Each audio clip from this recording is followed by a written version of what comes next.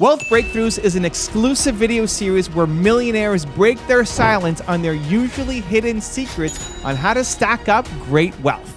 It's like eavesdropping on the private conversations rich folks have with each other behind closed doors.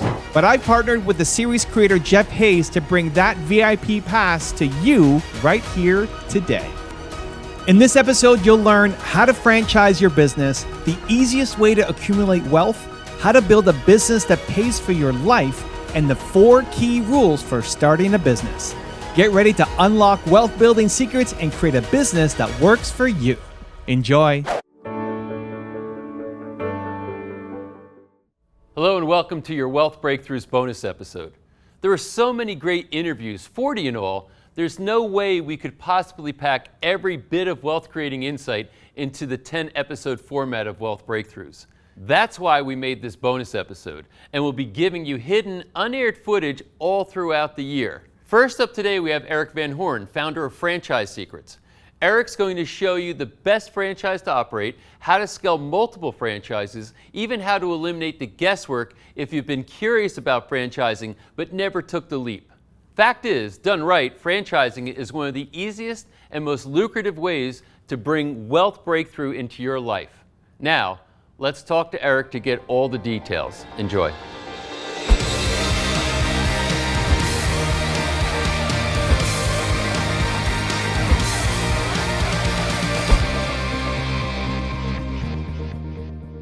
Erik, thanks for taking the time to sit and talk with us. Oh, it's my pleasure. So we're going to be talking about franchising. That's your area of expertise. Really excited to have this conversation because not many people talk about this when we talk about wealth, and I think it's an important area. How did you get into it? What brought you into doing what you do? Well, I remember when I was a kid in high school, my dad was an entrepreneur as far as I knew because he had a job and then lost his job and then started his own business. And he was working a lot and working in the business, had employees. And then one day I came home from school and I started to play in the yard, doing some fun stuff. And then he was there and was interacting with me. And little did I know that that was a conscious decision that he made, was to spend time with us kids at that time. And I realized that I want to do that when I'm grown up. I want to be able to spend time with my kids, and entrepreneurship was the avenue for that. I didn't realize it was going to be franchising until years later. So I graduated from college. What did you study in school? Business, business administration. All right. And I went for 2 years, and then I took a year off, and I traveled a bit, and then came back and finished up my second year, 2 years of school, and I graduated with a degree in business, and I was ready to go to law school at that point.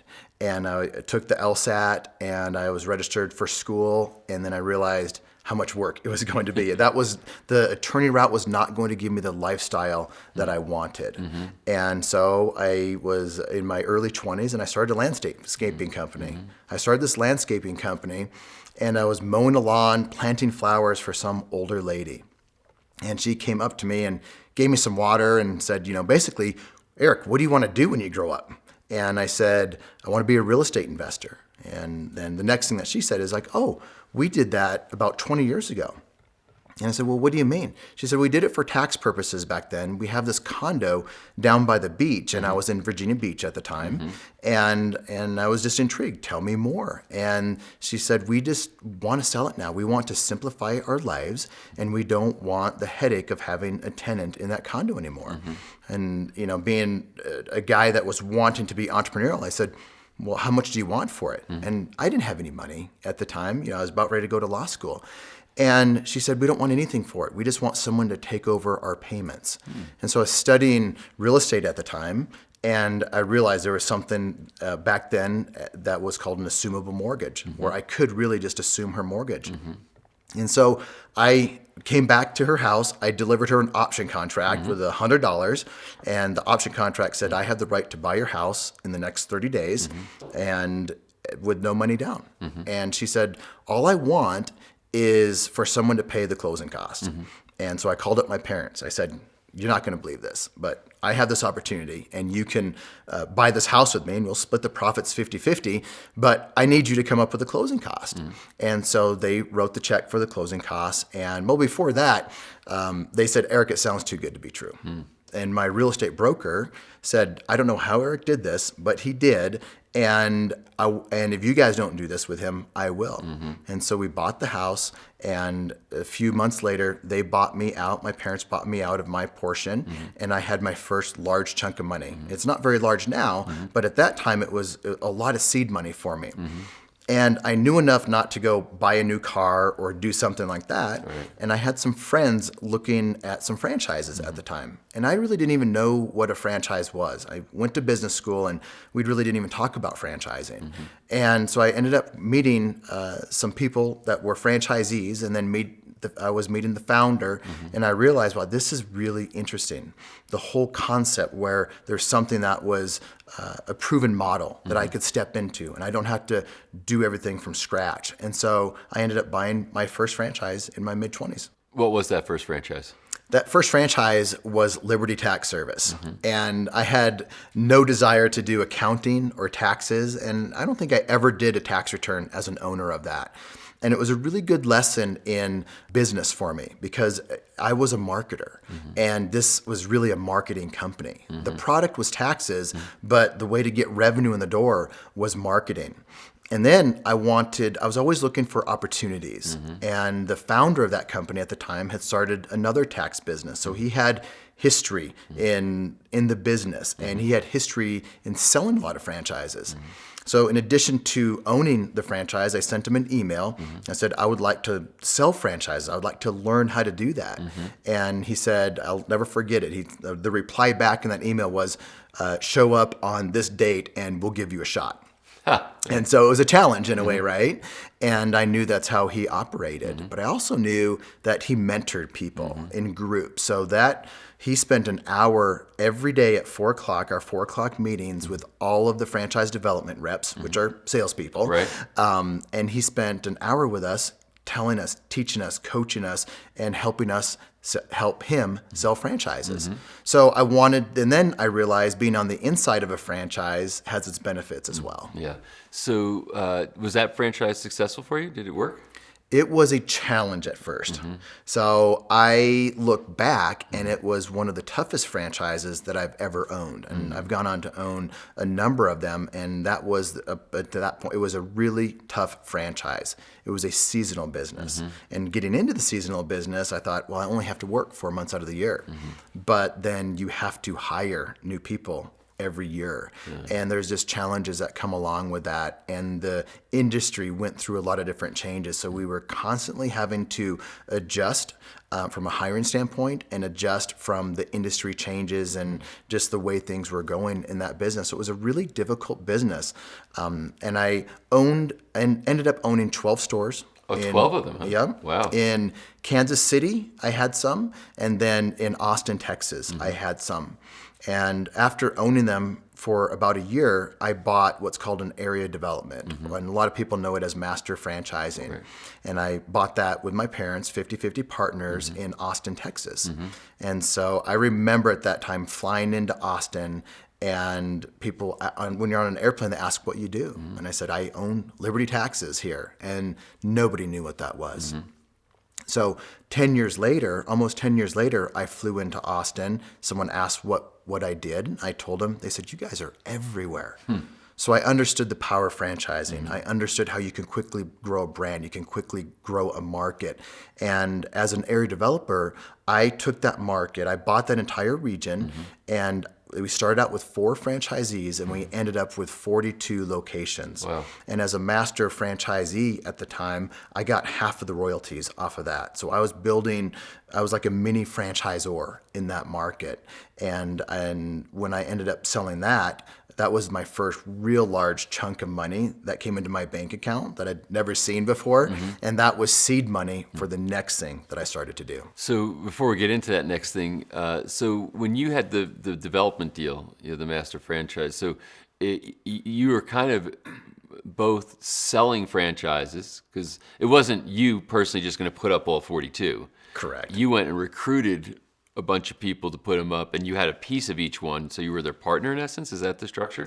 Yeah, I was kind of the middleman between the franchisee and the franchisor, and I would sell, and so that's why I wanted to work at the corporate office to learn how to sell, so I didn't have to, figure that out myself. So I was selling for myself in Austin, Texas, and then I was selling in other parts of the country for the corporate office. So anybody that was looking at a franchise, they would come to me, and then I developed a personal relationship with them, and I got to know them and their families, and so I really wanted to see them succeed. So one, I would sell them, but number two, then I would support them. Yeah. And that's really when I started to understand franchising, because really at that point, they didn't really understand what I did, or they didn't really value what I did as an area developer. Right. And I knew that at the time. And so it wasn't a job where I was getting a lot of thanks. It wasn't a business where I was getting a lot of thanks from them. But I also knew that I was giving them a ton of value. And when I ended up selling that area development, I would get all kinds of emails from them. Erik, we never realized how much support you gave. We never realized how much you did. Right. And then I just realized, like, I want to be a part of brands, franchises that offer a lot of support and a lot of help to their franchisees. What did it cost for you to get an area development deal? Is it basically you just have to hit a certain mark of in development as far as the amount of franchises you're putting up? Did you have to purchase the rights for the area? How does that deal work? Yeah, so at the time, I think the prices have gone way up since then, and it was really expensive for us at the time. What year is this roughly? This was in the early 2000s. Okay. And the way they priced these back then, I think they still do it today, is either by territory or by population. And it was in the hundreds of thousands is what we paid for that. And what you're really doing is it's a super passive business, because you get them up and going. And then once somebody knows how to run the business, you don't have to do a whole lot of coaching at that time, because then when they open up their second location, they don't need you as much. Right. And when they open up their third location, they really don't need you. And you had people doing second and third locations, not just the ones. And what did it cost to, at that time, if you came to me and I'm in Austin and saying, okay, you got me interested in wanting to buy one of these franchises, what would it cost for me to get in business? The franchise fee was about $40,000 Okay. at that time. So they would come up with $40,000, and then it wasn't that much more. It was around the $100,000 mark to get started, because we weren't going into high-end real estate. It was small square footage, not in the best of centers, not in the best parts of town, and so landlords weren't asking premiums for those locations. So it was a really inexpensive business to get going. So at a point in time, you decided, okay, we've got 42 of these things. You own this, basically you own the development deal, and you get cash flow from each of the, I guess they give you an override. So is it the franchisee that was paying you, the franchisor, or both? The franchisee was paying me, but they were paying the franchisor the royalty. So let's say there was $100,000 of royalties that were paid. $50,000 would come back to me. Okay. So the franchisee would pay the franchisor, and the franchisor would then pay me. Okay, so the franchisor was basically paying you out of their proceeds for the development deal. I see. And then, and you also had transferable rights, meaning you can sell your position there, which is what you ended up doing. Yeah, and a lot of times when you have an area development like that, it's the corporate office, it's the parent company, the parent franchisor that buys it back from you. Because as an area developer, you are the Massage Envy did area developments, and there's a number of different franchisors that use that as a growth model, because we paid the franchisor money when they didn't have a lot of money. Typically when they're just getting started, they didn't have to pay for the operational team. I was the operational team. They didn't have to pay for someone to sell franchises, because I did that. And so it was a win for them early on, cash injection, free labor, but on the back end is when it was a win for me, because then they wanted to purchase back that cash flow. So they bought it, so it was the franchisor that bought you out. Correct. Oh, that's great. So then what was your next move? So now you say, wow, okay, suddenly I'm rich. Yeah, I'm rich, or at least I thought I was at the time. And so I was wondering what was next for me. And I knew about this thing called franchise consulting. And I knew that there was a company out there that helped people buy franchises that didn't know what they should do. And I knew about franchises, so I didn't need educated on that. I needed deal flow. I wanted to see and hear from the franchisors what was going on the inside of these organizations, because I had insight into Liberty Tax like that nobody else had, right? Because I was on the inside. So I wanted to get on the inside of some of these other ones that I didn't know a lot about. And so I started to help people find franchises, and I did it because I wanted to help myself find my next brand. Yeah. So I found my next brand, and then I had friends, calling me up and saying, "What are you doing, Erik?" Because other people were starting to exit at that time. And then that's when I found my next one. It was an area development in a home care, a senior care business. And I ended up purchasing that. So you got an area development deal from them. What was the name of that franchise? Synergy Home Care. Okay, so Synergy Home Care. And so you basically, were you researching the market and then saying that's where I'm going next? And so what was it that attracted you about that? It was the aging population, the demographic, and I was not finding very many area development opportunities out there. They get less and less every year. Right.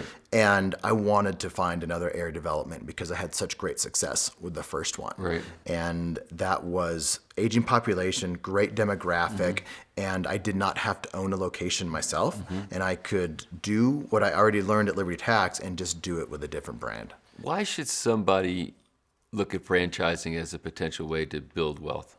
Franchising is an easier way to own a business, in my opinion. You can, as a franchisee, you buy into a system, and it's a system of doing business. It's the trial and error has been taken out of it. You, as a new business owner that you don't have experience hiring, you don't have experience marketing, you don't have experience in opening up a first location or finding customers or doing all the kinds of things that you would have to research or pay a consultant or hire expensive people to do for you.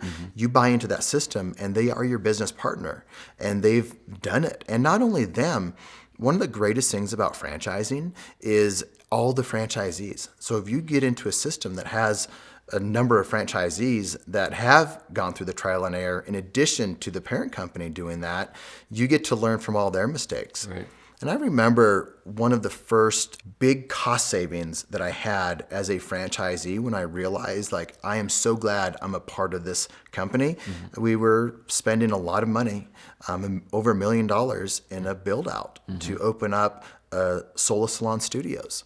And the parent company, Sola, the founders of that, noticed something with the building and said, "You guys should look at taking care of this and having this addressed before you actually start."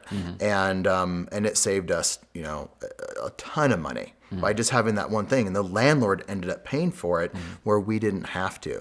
And I realized, I thought that just right there paid for a lot of those franchise fees that I had incurred already. Right. So it's a safer bet, because a lot of times entrepreneurs get excited saying, "Hey, I want to open up a, elderly care or whatever it might be, or maybe I'm a CPA, I'm going to open up a tax shop." But saying, it might be better off if there's a full business system set up, full brand, that's done. And, because a lot of people say, "Well, why would I give up my royalties? Why would I?" I think the people who would say that type of thing never started a business from scratch. For sure. Yeah, right. And even to your point of a CPA starting a tax business, they know taxes. And so why don't they start? We didn't want CPAs. If there was a CPA that wanted to open up in Austin, Texas, that was a big red flag because we wanted marketers. We wanted people that were aggressive. We wanted people that could get customers because you could pay someone to do the taxes. Right. And a lot of people that I talk to that are looking at buying a franchise, they think they know what they want, but when you ask them a number of questions that just probe deeper and deeper, what they really want is something else. Is there much franchise opportunity right now for solopreneurs? I mean, I know that in big ways, private equity money has moved into the franchise world. Sometimes you got I know Planet Fitness, for example. They got private equity companies buying up dozens of these things and managing and controlling, and they have their own business systems to put into these business systems to, I'm sure things like McDonald's are owned by a lot of PE companies, so these big franchises are like that. Are there still opportunities for, somebody to say, "Hey, I've got a certain amount of money in an IRA, or, I'm looking down the road to my retirement, and I think there's a strong argument that, rather than me having money sitting in a market and hoping there's a return, buy a cash flowing business and let me live off of that." So what's your view on all of that? Yeah, I think a lot of people put their trust in the market. They have this 401k, and that's their safety net, and that's where they want to build wealth. And then you have this other group that sees that, and they look at their 401k, and they're like, I want to use that money and have combined with my own efforts and build something. And I see people more and more doing that. They're using their 401k, they're using their retirement, and they're taking control of their destiny. And there's a lot of franchise opportunities for people like that, especially if they're coming out of retire or before they retire, and they can buy a business where it's more semi-absentee. And I work with a lot of semi-absentee franchisors, and I help a lot of semi-absentee franchisees because I'm one of those. I live in a small town, and that's not in a big market. So all my businesses that I own are out of state. And so I love helping people that want to be that solopreneur, that just want something instead of just having their money earn interest for them. Find a business that allows them to do that. Are you still in the elderly care space? I ended up selling that back to the franchisor. And I remember... So history repeated itself in a sense? You developed it? Yeah. Yep, I developed it and sold it back. And then I was on to my next one. And this is the one I had just recently had a larger exit on. And I met the founders, again, with this group that I'm a part of where I help people find franchises. I knew the founders of this company. It's called Sola Salon Studios. I knew that they were going to be at this meeting, and I cornered them at the bar before everything started, and I was real strategic with that, and I just kept buying them drinks. And people tend to get more honest when they're having some drinks, and I was just asking them question after question after question, and then I was texting my future business partners. This is what I'm hearing. And then they would text me another question, and I would ask them and buy them another drink. And then they were in the mobile home park business before that, and they sold that, and that went into a REIT. And so then they started up this salon company. It's called Sola Salon Studios. And what that business is you take we would take about 7,000 square feet of retail space, and we would put about $1 million into that facility, and we're left with about 40 individual suites that we would lease out to salon professionals, hairstylists, estheticians, massage therapists. And so back at the bar, I realized I wanted to put this partnership group together, and we wanted to buy an entire county. And so we targeted Orange County, California, because this franchisor had not sold it yet. And I knew that it was just going to be a big one. It was going to sell a lot of franchises in a short period of time. And in the past, I saw good brands sell out quickly. And I knew I could open up a couple of them myself. And I knew with the partnership group, I could open up a lot of them myself and negotiate a better deal and lock up a larger territory. And that's exactly what we did. And so over a 5-year period, we built 12 Sola Salon Studios in Orange County and really pushed out a lot of the competition because they saw us growing so fast. We were first to market, and they stayed away for the most part. And about 5 years later, there was another opportunity to exit. So you had the master development deal on that particular one, plus your partnership. Did they also put up franchises that you owned in that deal? So this was the first one that I was not a master developer on. I was not an area developer. I was a franchisee, and we secured the rights to block everybody else out so we could develop Orange County unencumbered. That was our market. And that's 12 stores. It was actually, we purchased the right to 12 stores, and then they wanted to put more stores in there. And that's when we knew we didn't want to keep developing, and we didn't want them coming in or competition coming in, and we had a choice to make. That's when you sold it? Yeah. Now, did the franchisor buy them, or somebody else bought them? That's another interesting one. It was private equity that bought that one. So that was my first time dealing with private equity and dealing with that process. It's a long process, much longer than the other ones. Yeah. And it was the private equity company that ended up buying the parent company, Sola. Oh, really? So they sold too. Wow. So they sold too. We were the first ones. We were the only ones to get acquired during that process. But what was great about that, we were an attractive market. We had 12 stores, and there was room to grow many more stores in that market. And so they saw there was a lot of of runway. There's a lot of white space in that market, and so we took advantage of that, and we exited. Was the business model there that it was rental income basically, that you're getting leases where you can subdivide and then you can rent individual things?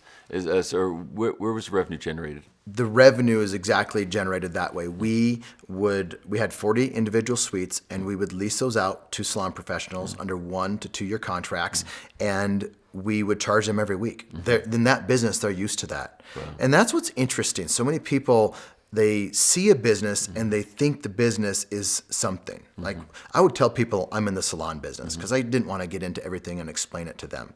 My daughters thought I was in the salon business, and they thought I knew how to cut hair and do all of that stuff. And they thought it was pretty cool at the time.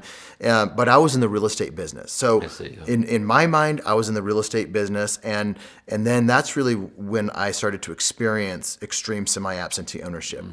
We had 12 locations, over $12 million invested into them. And we had about 5 full-time people working for us. Wow. We had our director of operations, and then we had 2 to 3 leasing agents, and then at any time we had 1 admin person and a person that was doing all of the fixing of stuff. And the franchisee was responsible for the marketing for the most part, which was you. So I imagine you had some marketing people on hand too to promote the place. We are marketing people that they were the face of the business, and they were the people helping. They were boots on the ground, giving tours, and they were also doing the marketing. So there wasn't a whole lot of marketing to that business. It really marketed itself, because in that business you had hairstylists who hate where they work, and they have a book of business, and they're so afraid to move out, because in that business, a hairstylist that's working for somebody, if that somebody gets wind that this hairstylist is moving to a different business, their stuff will be out by the front door, right? And they're gone. And so it's a really interesting business. We had to be really careful in how we approached them, because they were so afraid to come in and even look around. So there wasn't a whole lot of marketing that we had to do, and they were ready to start making more money themselves. They wanted a simple, easy way to make money, and we provided that solution. Their other option is to continue working where they are, which is full of drama, and they absolutely hated it, or to go find their own space, build it out, lease it up, sign a long-term commitment, a long-term guarantee, and they didn't want to do it. Nor probably had the resources to, even if they wanted to. That's what they enjoy. They enjoy interacting with people and doing their service. They don't enjoy running a business. So like everything else, it seems that good franchises are solving some sort of a problem. Like you're just literally describing the plight of a esthetician or a hairstylist and operator of some variety, where either they are in an environment that is untenable, and or they try to go out on their own, which is very risky, and they're probably not business people that can do that very well. So now you basically provide space. So you're in a subletting business for the most part and solving a problem for a large volume of people. And of course, there's a lot of customers for that in Orange County, California. 100%. Yeah. Wow. So you have another move? Yeah. What's next for me is I'm becoming a franchisor, and I'm helping franchisors become better franchisors. And doing that, I have all this experience as a franchisee. I think it's 7 or 8 different brands that I've owned over the years. And so I have an incredible amount of experience as a franchisee. I've helped people buy thousands of territories and start their locations. And what's next for me is I'm working with my business partner, Bedros Keuilian, who owns Fit Body Boot Camp, and he's an incredible man at masterminds, and I'm a huge believer in masterminds, and so the two of us are helping franchisors be better and basically learn from us, Bedros as a franchisor who's made mistakes, myself who has sold thousands of franchises over my career, and help them avoid a bunch of mistakes themselves. And then myself and 2 So other... that's consulting basically, and that's that part of it. And then you're going to actually put up franchises yourself, or be a franchisor yourself? Yeah.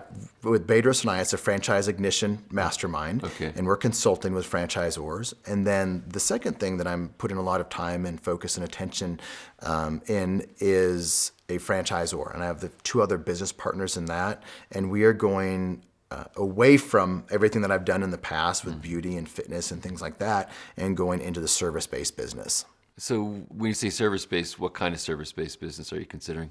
So we see a big need in the service-based business, and we see private equity and what they're doing, and they like to put together a number of different franchises in the service-based sector and put money into them. And so we realize there's a need for somebody to come in as owners who are active as a franchisor and that are not private equity, and to help franchisees in the service-based business. And so an example of that is one that's really attractive to us is roofing, siding, and gutters. Because we know that business is, it's got its challenges.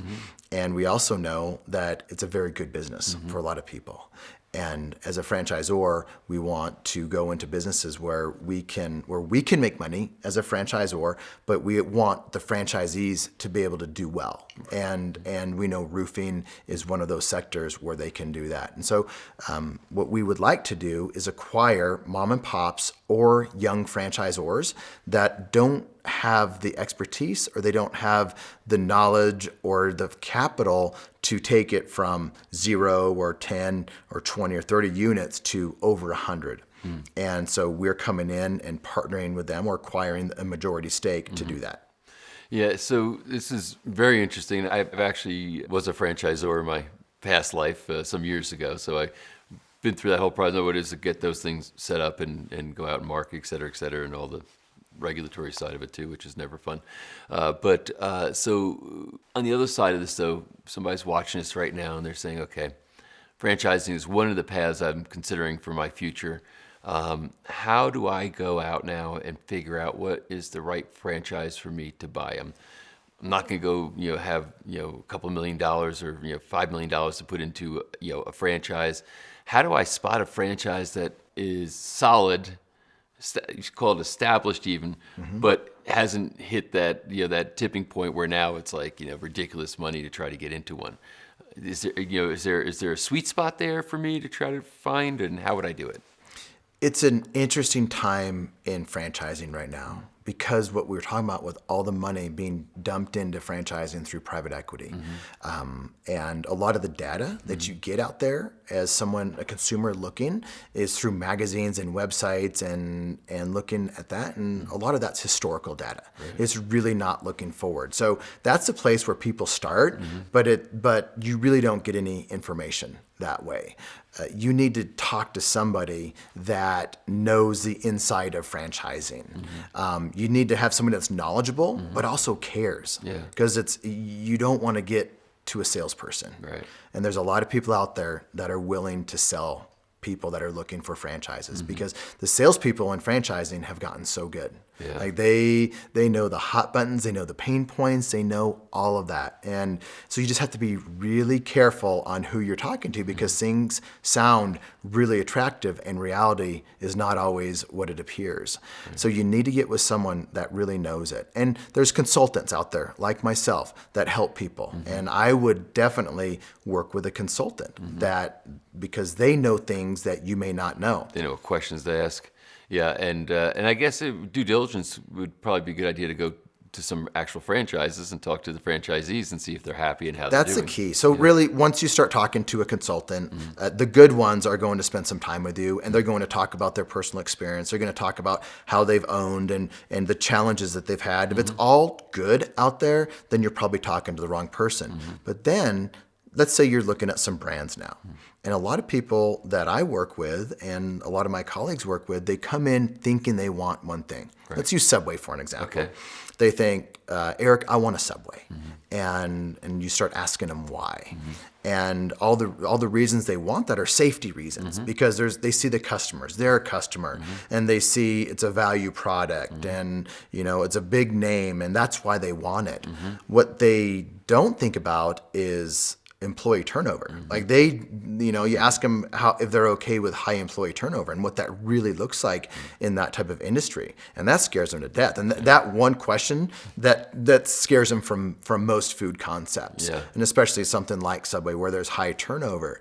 And then you start really finding what they want, and it is not Subway, but it's something more stable. It's something that they maybe can share. They can have their family come into and do some of the work, or it gives them the lifestyle that they want. At the end of the day, most people come to me and they want something lifestyle oriented. The widget doesn't matter, the service doesn't matter, but it's the lifestyle that business can create for them. And everybody's different with what level of lifestyle that is. Is it reasonable for somebody to say, I just want to do one, in other words, I just want one cash flowing franchise that, or is that like really the only way to make real money here is to have multiple franchises? Some people can only afford one franchise. Right. And if that's the case, they should only buy one franchise. There's franchisors that would sell them 3 franchises, but they really should only buy one, and that's their stepping stone. That was Liberty Tax for me. I couldn't have purchased a solo salon at that time, and that was a stepping stone. And so a lot of people just have to adjust their expectations before they get into it, so they can see it as a stepping stone and then get into multi-unit ownership. But multi-unit ownership, to me, that's where everybody should be looking. And in my opinion, it should be about 3 locations, and that's kind of the sweet spot. More than that, you're probably taking on a little bit more risk than you should, unless you have really, big risk tolerance or high risk tolerance. Less than that, you don't really get to take advantages of economies of scale. And so for myself, I'm opening up some locations in Denver of a company called Yoga 6. And I have multiple locations that I'm Yoga 6? So it's a yoga franchise? It's a yoga franchise. So it's called Yoga 6. And I went into that with a business partner of mine. He's the operational partner. And I'm more of the advisor, board of advisor partner. And we are going to open up multiple locations very close to each other. And there's a couple of reasons for that. One, I want to find the best real estate. So if I had one territory, I could only find the best territory in that one search area. Right. If I own 3 or more, then I can find the best real estate within any spot within that territory. And that's happened. What I thought was the best market that I wanted to go into didn't have the best real estate deal at the time. I went into one of the worst markets that I thought I wanted to go into, but I got this incredible real estate deal. And so that's where we're opening up our first location. And then I have 2 other locations that are plotted around it. And in addition to real estate, it allows me to hire faster and build out my management team. And that allows me to have less involvement in the business because I can have a director of operations now, and I can have managers in each of those locations. And my manager in my first location can open up my second location, and I can, grow it that way. So Yoga 6 sounds like a newer franchise because I've never seen it, never heard of it. So what's the franchise fee for a Yoga 6 right now? So if I said, I might want to go open a Yoga 6, what's the franchise fee? So yoga studios are typically a lot more expensive than some of the other brands that I've owned, like a Liberty Tax, or less expensive than a Sola, but a lot more expensive than a Liberty Tax. And at first you don't realize it. You think just because you open up a yoga studio, it's not going to be that expensive. But then you realize you have to demo the whole place, and then you have to buy nice stuff to go in there. And the real expense in yoga, it's hot yoga. You can't just be normal yoga. It has to be hot yoga. Right. And that just increases the expenses astronomically because you have to have everything ready, the HVAC system to bring in all of that hot air quickly and to take it out quickly, and it just drives the cost. So anytime that I'm looking at a franchise myself, you look at the franchise disclosure document. We'll get in the weeds for just a quick second. In the item 7, part of this big document that franchisors are required to give everybody looking, there's an item 7, and it lists the high and the low end of what they anticipate that investment to be. Right. I always look at the high end and then add on a bit more to that. And that's proven to be true for me in a number of different franchises that I've opened. And I'm expecting the same thing with Yoga 6 as well. So I always love to have those expectations going into it. Are franchise fees negotiable? In other words, if I were to say, okay, go ahead and give me the franchise circular, I'm going to read through it. That's going to have you tell me what the fees are, et cetera. Should I be like, if you were consulting with me, should I be going back to the franchisor and say, I'd like to pay less for this, or make a counter offer, or are they usually pretty much what they are? Everybody likes to negotiate, right? Yeah. And including myself, and I try every time I get into a new brand, I try to negotiate something, but I think the best brands don't negotiate at all. Yeah. And to be able to take that position of not negotiating, you have to have a good contract, a good disclosure document, good franchise agreements. And when I say good, they're always weighted towards the franchisor. But it has to be fair enough that the majority of people wanting to buy will buy. Yeah. And if it's too strong, too weighted towards the franchisor, then they do negotiate. And I know franchisors that do negotiate. They'll negotiate territory size. They'll negotiate just different types of things, and they have to put that in writing. They might have to disclose it to everybody else, and they might not have to disclose it to everybody else. But the best franchisors, they don't change it for anybody. And what I like about that as a franchisee, on the other side of it, is knowing that you, as my neighbor franchisee, got the same thing that I got. I agree so much with that. It's like, was I a sucker? Because I just accepted a deal. But will they actually charge more money for a franchise based on like an area that it's in, saying, well, this is a more valuable area, so we price this one up here. This is a less valuable area, we price it lower, or are they usually just standardized no matter where they are? I've seen franchisors do change the pricing schedule, the price of a territory. We did it at Liberty Tax. We had small market territories where we didn't think that the area was large enough and attractive enough as some of these other areas, and we wanted to sell them, and people wanted to buy them, and so we charged a lower fee for that, and that was all disclosed in the document. Sure. Okay, and that would make sense, right? I mean, it's like real estate. It's worth a little bit more over here than it is over here. So what do you think the future of franchising is? Do you think it's still on a growth trajectory in general, that there's going to be more and more franchises coming into the marketplace? Or do you feel like it's kind of like stabilized? What do you think? What do you think's going on with that? I think the future of franchising is really interesting. We're going into some changes from a legal perspective that franchisors are having to report income different ways. And there's just more and more regulation coming to franchisors, which is a good thing for some regulation. And some of it is cumbersome and will be a challenge. But I think with private equity money coming in to the franchisors, they are going to continue to grow. When I look at emerging brands, there's a lot of emerging brands coming up. I talk to a lot of people that are thinking about franchising, and I've seen and I've had a lot of conversations with these brands, and there's more and more of them. So I think there will be more brands coming in. The challenge is getting to that 100 locations.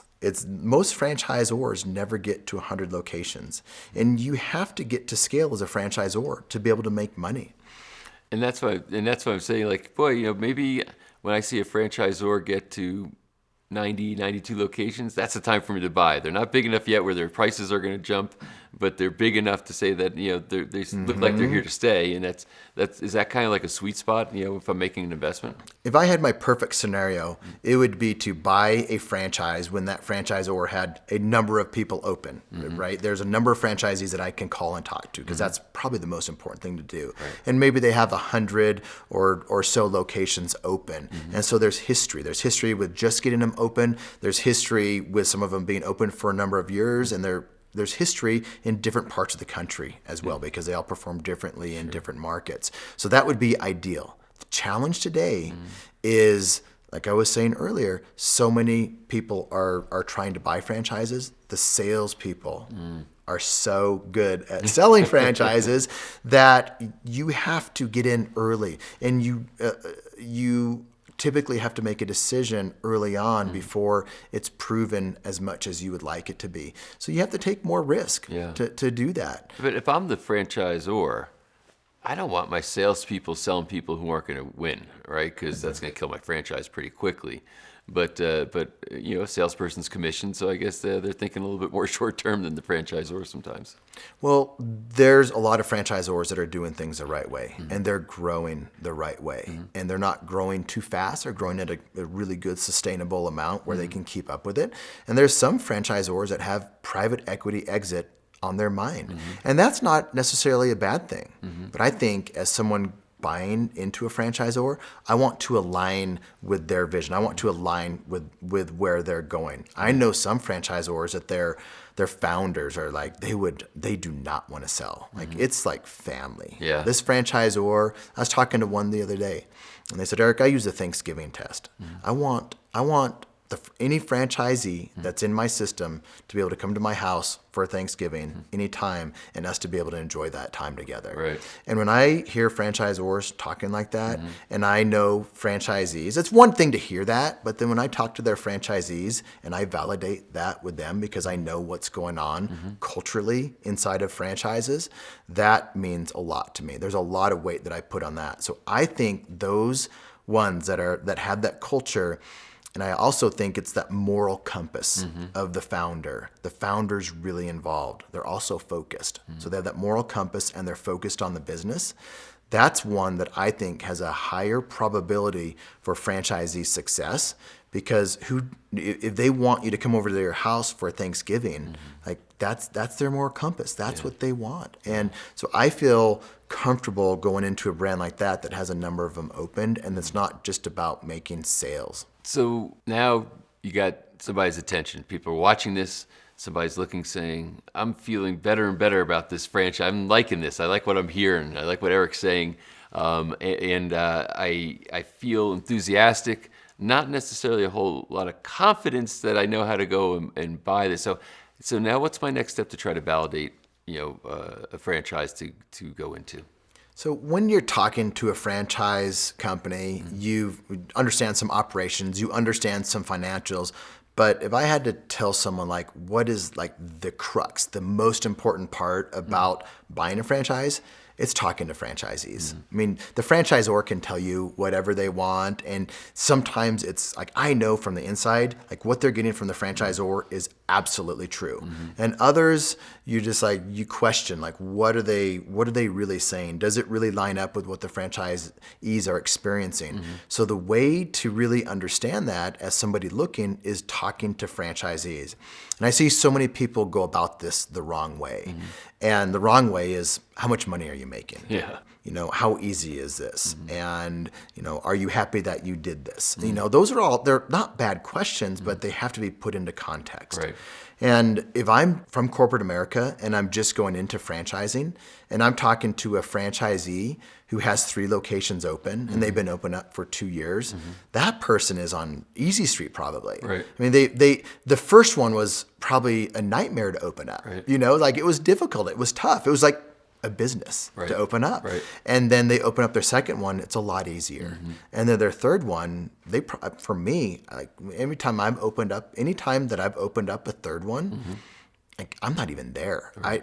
I don't even go to grand opening. It happens, and I've been on vacation and I got a text that says, hey, we just opened up, location number 3 or 4 or 5 or 6. And I had no idea it was even opening. And so once you get a number of them open, it's easy. So if you, as a prospective franchisee, calling them to see like, hey, how is life? Is it good? Would you do it again? And you catch them at year number 3 with 3 locations open up, they're probably on vacation somewhere. Life is good. Yeah. But if you catch someone early on and they are opening up that first one, it's a completely different story. So you have to have context to who you're talking to and how much they're like you.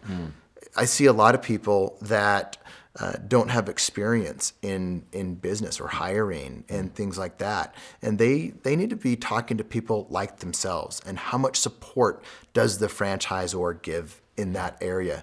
And I know franchisors that give a tremendous amount of support. Like, one of the franchise, Yoga 6.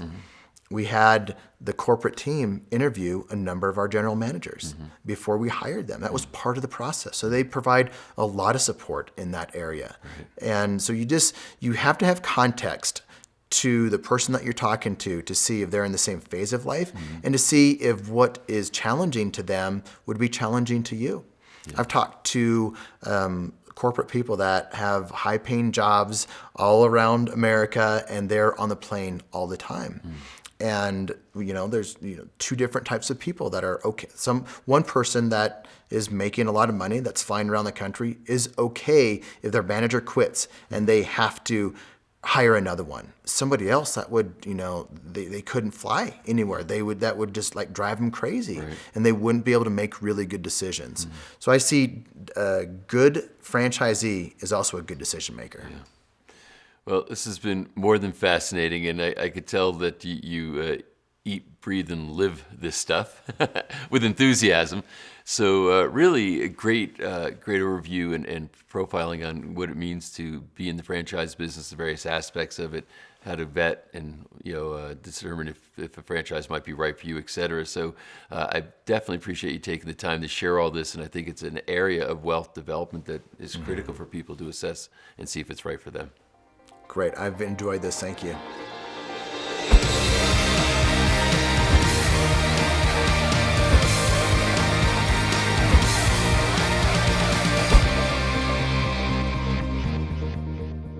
Next up, we have Krisstina Wise, founder of Wealthy Wealthy, with an important message about the difference between income and wealth. Income is money you make, but it's not necessarily wealth. Wealth is the control of assets that make you more money on top. And Kristina's model for building a business that pays you for life, sometimes with just a few hours work each week, is an incredibly powerful way to bring a wealth breakthrough into your life. Take a look. Krisstina, thanks for doing this. Hey, my pleasure. So a lot of people I respect tell me I have to speak to you. So here we are. Here we are. It's saying you got a lot of wisdom, I guess truth and labeling, given your last name is Wise. So a lot of wisdom around preserving wealth. Creating it's one thing, but preserving it's another. And for entrepreneurs, I think that's a big deal. For people who suddenly find themselves in success, they don't necessarily find that is sustainable because maybe the attributes or considerations that got them there are not the same considerations for preserving wealth. And I understand that you're the person to talk to about this. Yeah, so this is my favorite conversation. I just love having the conversation about money because it's not a conversation we have at the dinner table. Right. And even in the entrepreneurial world, when we're talking about this thing called money, it's usually in the context of business or revenue or how many zeros you have. And we're not talking about money in the context of home finance, personal finance, because I believe the way we build wealth is all through personal finance, not through business finance. Yet everything we're talking about is on the business side of the equation. So what I like to teach is or share is that there's these three categories of money, and all of them are different disciplines, and we need to get good at all three. I'd like to know, before we get into the nitty-gritty, what got you on this? How did you end up here? Wow, that's a long story. Well, it's funny to even think that I'm teaching money or talking about money or even know anything about it, because I started in a trailer home and I grew up very poor. And I guess because of that, from a very young age, I was motivated by money. So I was always looking for ways to make it and was on my own starting very young also. So I had to figure out ways to make it in order to buy clothes or to buy food or to pay for things at school. So necessity is the mother of invention, and when I was young, I was always innovating ways to make money. So that's the way I started, and then I got very good. I got into this thing called real estate and real estate sales, so I got really good at making money. But then I found myself in a situation in my early 30s, after I got really good at making it, that I didn't have any. And I found myself in a lot of debt and a really existential crisis after getting divorced, being a single mother. I was a primary wage earner, so I had to pay child support and I had to pay off the debts that I didn't know we had, and I wasn't making money anymore. So I was bumped up against this crisis of how do I feed my babies? And I was so full of shame because I wanted to create something different for my children than how I grew up. And here I was creating the same situation for my children. I couldn't pay the light bills. I was in all this debt. I couldn't put groceries in the refrigerator. And it was only because colleagues at work actually pitched in to help us furnish the house and get the utilities turned on. And we couldn't have made it if I didn't have colleagues at work and peers that actually helped out. So thank God for them. At the same time, I was so ashamed because I was having to take charity again, just like I did when I was a child. Do you think it was a self-fulfilling prophecy, that this is how you grew up and somehow you needed to find your way there again into that circumstance? Or maybe so. What Maybe there's a happened? universal lesson in that, because there's been these existential crises of my life, and they all seem to be some sort of wake-up call from my childhood. So probably, and that was that big 2x4 is that. But the big lesson that I learned back then is I was really great at making it, but how come I was so great at making it, but I didn't have any?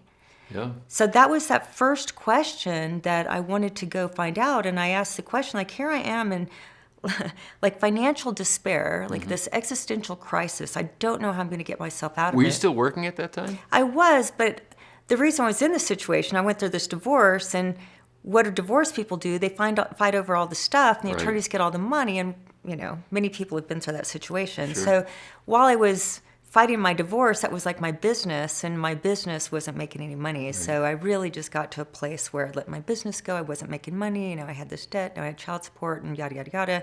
And just a terrible financial situation. And I couldn't go to my parents and ask for help. So I just had this moment of like, okay, after I broke down and, just breaking apart and went through my sob story and kind of my victimization story and said, okay, well, no one's going to do this for me, so I better figure out this money thing.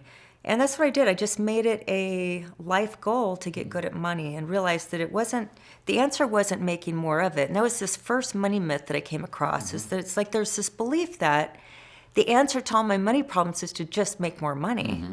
And I found the more money you make, if you don't understand how money works, money just causes more problems. Right.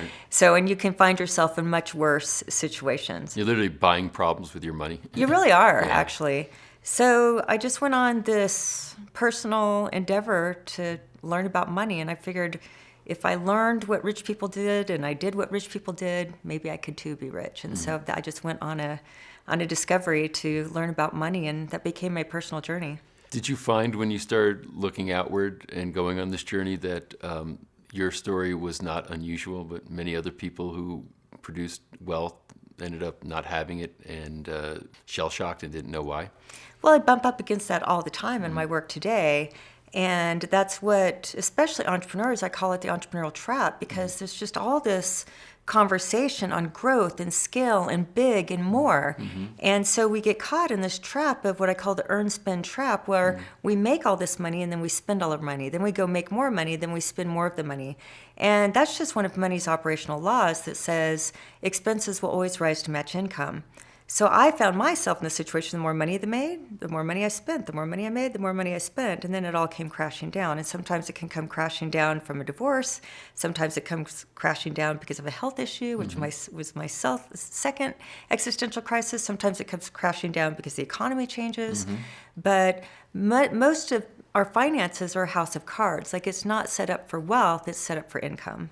So what's interesting here is that it sounds like some of this is maybe informational, like, understanding things in a different way.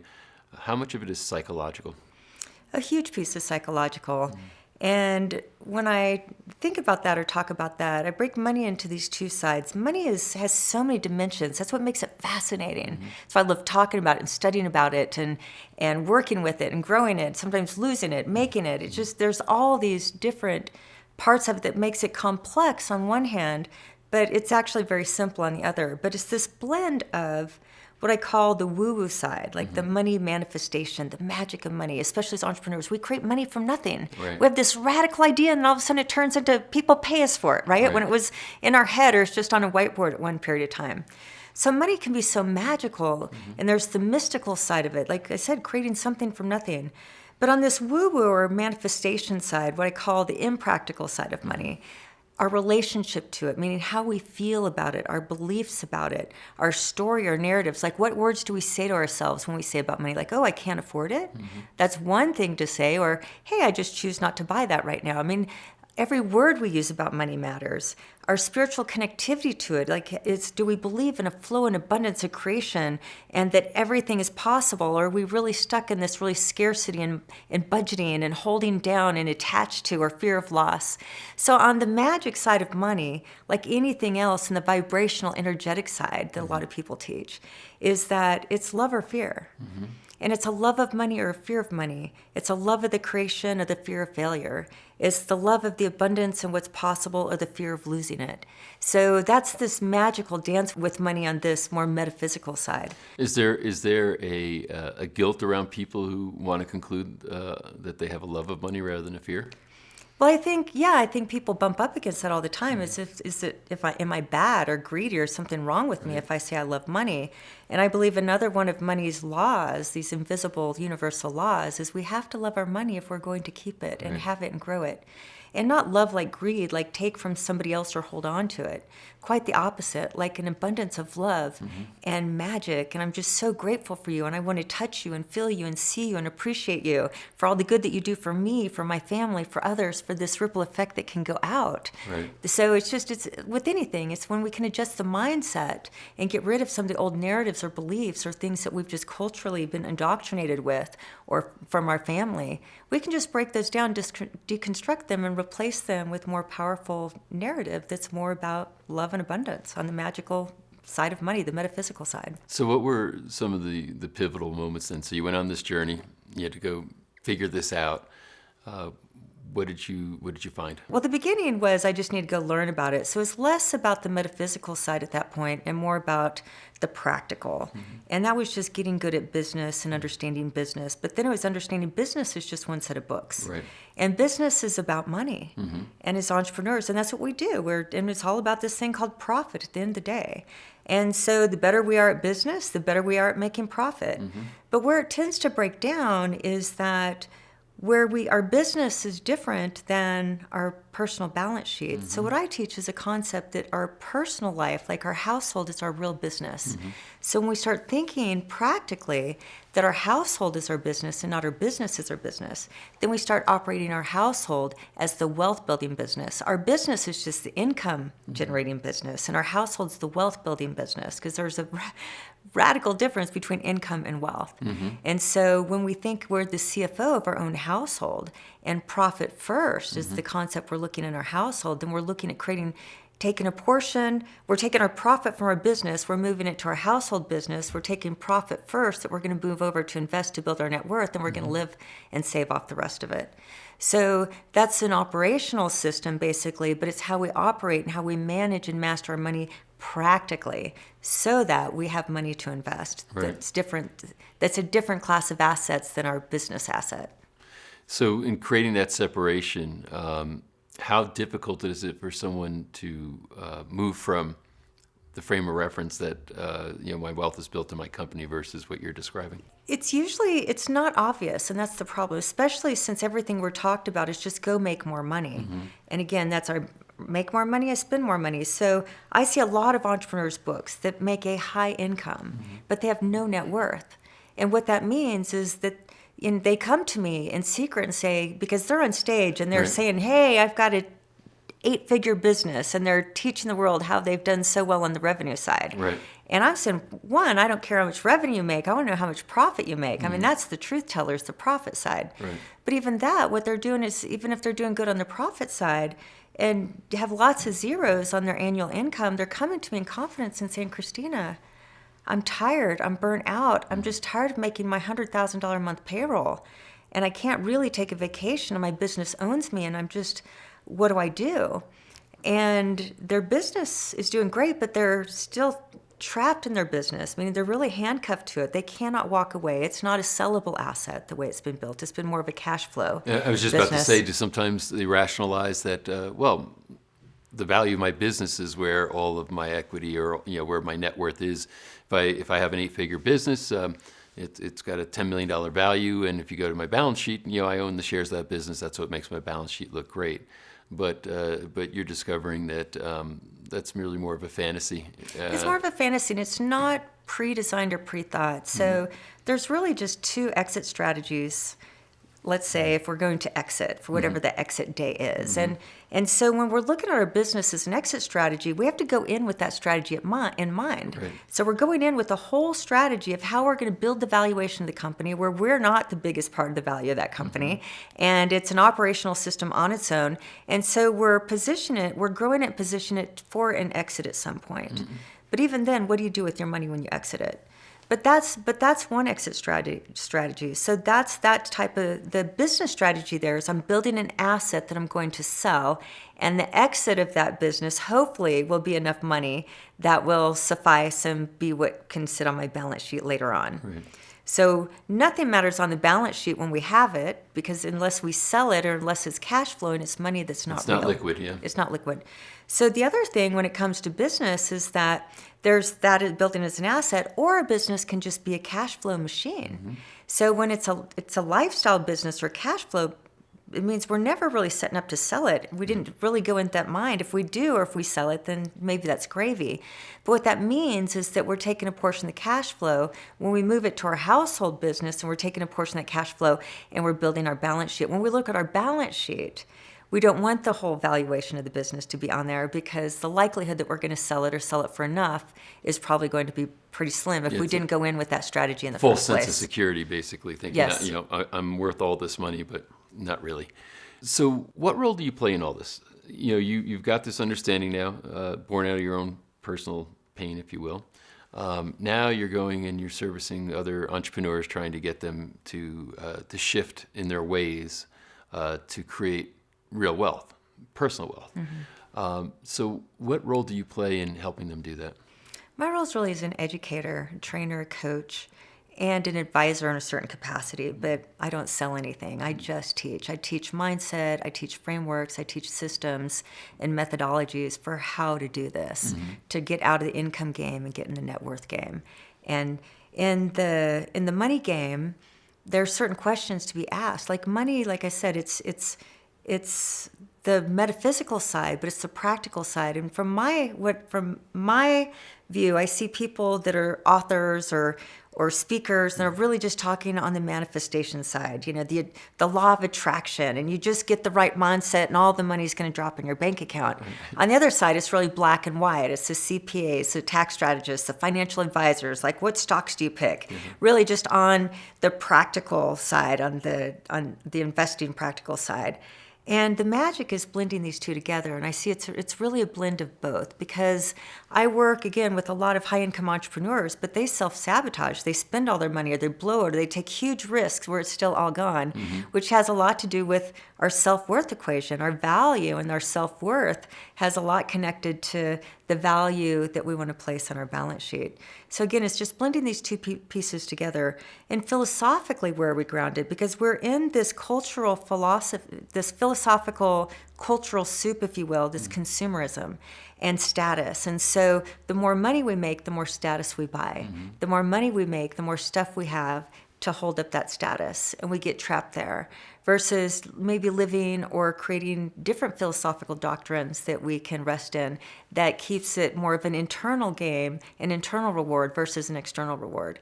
But in this philosophical piece, everything's life designed. So in the money part of the thing, when we get stuck in business and we get stuck in spending everything we make, when I ask people like how much money's enough, very few people have an answer. And if I say, how much money's enough? They say, I don't know, but more than I'm making now or more than I have now. And the truth is that if we're really going to win at this money game, there's a number where we know it's enough. What do you mean by enough? So what does wealth mean? So if we say I have wealth or I'm rich, what's a definition for that? And the thing is, it's different for a lot of different people. Sure. And sometimes you make it metaphysical. Like wealth is what you have left over when everything else is gone. Others, like wealth is, I have a certain net worth number. And so I like to put, and there's this concept called retirement, which is such bullshit, right? So people are still talking about retirement. Is fascinating to me. Especially to entrepreneurs. Yeah. But it's the idea of freedom. And so to me, what I'm looking at is freedom. And in the money world, we call it financial freedom. There are other types of freedoms. There's political freedom. Sure. There's space freedom, time freedom. But in the world of financial freedom, financial freedom, and to me, wealth in number is how much is enough to live the good life that you want, which is both a philosophical and practical question. So philosophically, what is a good life to you? Right. And I guess, is that, so if somebody's now watching it saying, okay, I want to answer that question. And you're right, I think everybody's got their own point of view. This becomes, very much a philosophical and even psychological question, right?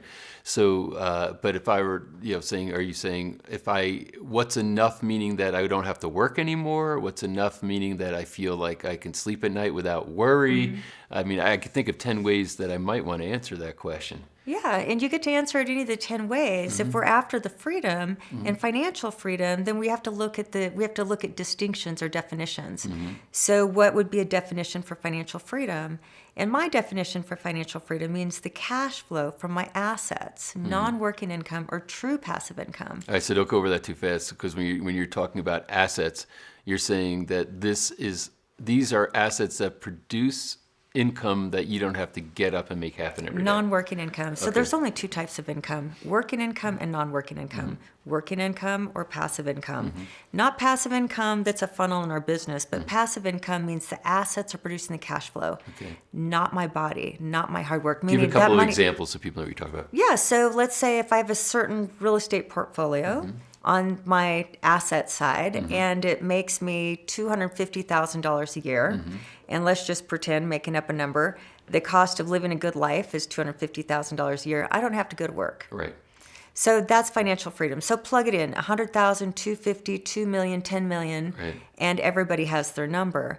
But what that is that with everything, there's trade-offs. Right. So I have no aspiration to be a billionaire because I don't want the trade-off of what it would take for me to acquire that or build that, assuming I would be capable of the first place. So everybody's numbers are different because it's what are they willing to trade to hit that number. But again, what's a great lifestyle for you might be a different lifestyle for me. So it's looking at what is a good life in these different categories of life and answering that question and then quantifying it. How much does it cost? And it actually costs a lot less to live when we don't have a mortgage, we don't have car payments, we don't have credit card payments, we don't have student loan payments. When we have zero personal debt and we just live a good life, it's really remarkable how much we complicate our lives by all these big payments and all these different things. Nothing fundamentally wrong with that. Love nice things. But when we really get clear on our number, we realize that we can probably get to that number much quicker than we thought. We could actually live a really good life if we hit that number. And if we want to blow it out from there, let's go. I mean, it's not like good enough, like status quo, and I'm never going to work again. Right. But I call that number, that's the freedom number, because then I get to choose whether I go to work. It's the freedom of what to do, who to do it with, and when to do it. So you get your time and space back, and you get more options and choices. Is the hardest part for you when working with do you call them clients? Yes. Okay, so when you're working with a client, is the hardest part for you getting them to actually conclude on those things, or is it getting them to implement, or is it equally as hard? It's equally as hard. Conceptually, they get there pretty quickly once I break it out and just say, okay, there's these three categories of money. There's your business, the earning, there's your household, and then there's your investing. There are three different things. So when we're in our business and building our business, we're in business. That's different than investing. When we're in our household, we're living our lifestyle, we're paying our bills, and a portion of that's going to buy assets or build our balance sheet. On our balance sheet, our business should probably just be one small piece of the pie chart. But we have to understand we need to build out that balance sheet in a diversified manner, not diversified like stocks and bonds, but diversified as how much of our balance sheet is our business, how much of our balance sheet is protection, how much of the balance sheet is liquid assets, how much of the balance sheet is cash flow assets, how much of the balance sheet is growth assets, how much of the balance sheet is our health, because our health is wealth, and how are we taking care. So it's everything we're investing in. But even with our entrepreneurs, I see entrepreneurs is that they make money, they either spend it all or they keep all their money back and put it in the business. So they're just constantly in this churn of putting it back. And so what I like entrepreneurs to do is make your money, pay yourself, take your portion off the first, put it over in your saving money that you're going to invest. So then anytime, if you have, let's say, I don't know, $100,000 that you have in your investment bucket, in your investment waiting there that you've saved, willing to invest, then as an entrepreneur, you could say, maybe I'm a little over leveraged in my own business right now. Maybe I should put this under $100,000 in a different type of asset. Or maybe I want to put a portion of that and reinvest and capitalize some of my business and put the rest of it more so my portfolio is a little bit more balanced and diversified versus just keep thinking, just put it back in the business, put it back in the business, which is very risky. So to answer your question, when I teach these things and break it apart, conceptually it's like, that makes a lot of sense. I can do that. Now the problem with anything is even if we understand conceptually, changing habits, changing lifestyle, doing trade-offs and expenses and doing different things in order to be able to do that tends to be the hard part. So did you fix this in your own world before you went out to do it in others? In other words, you went out, you went on the search, and you basically said, okay, I've had this existential crisis. Something's wrong. I made a bunch of money. Where is it? You came back. Did you get back into real estate? What did you do?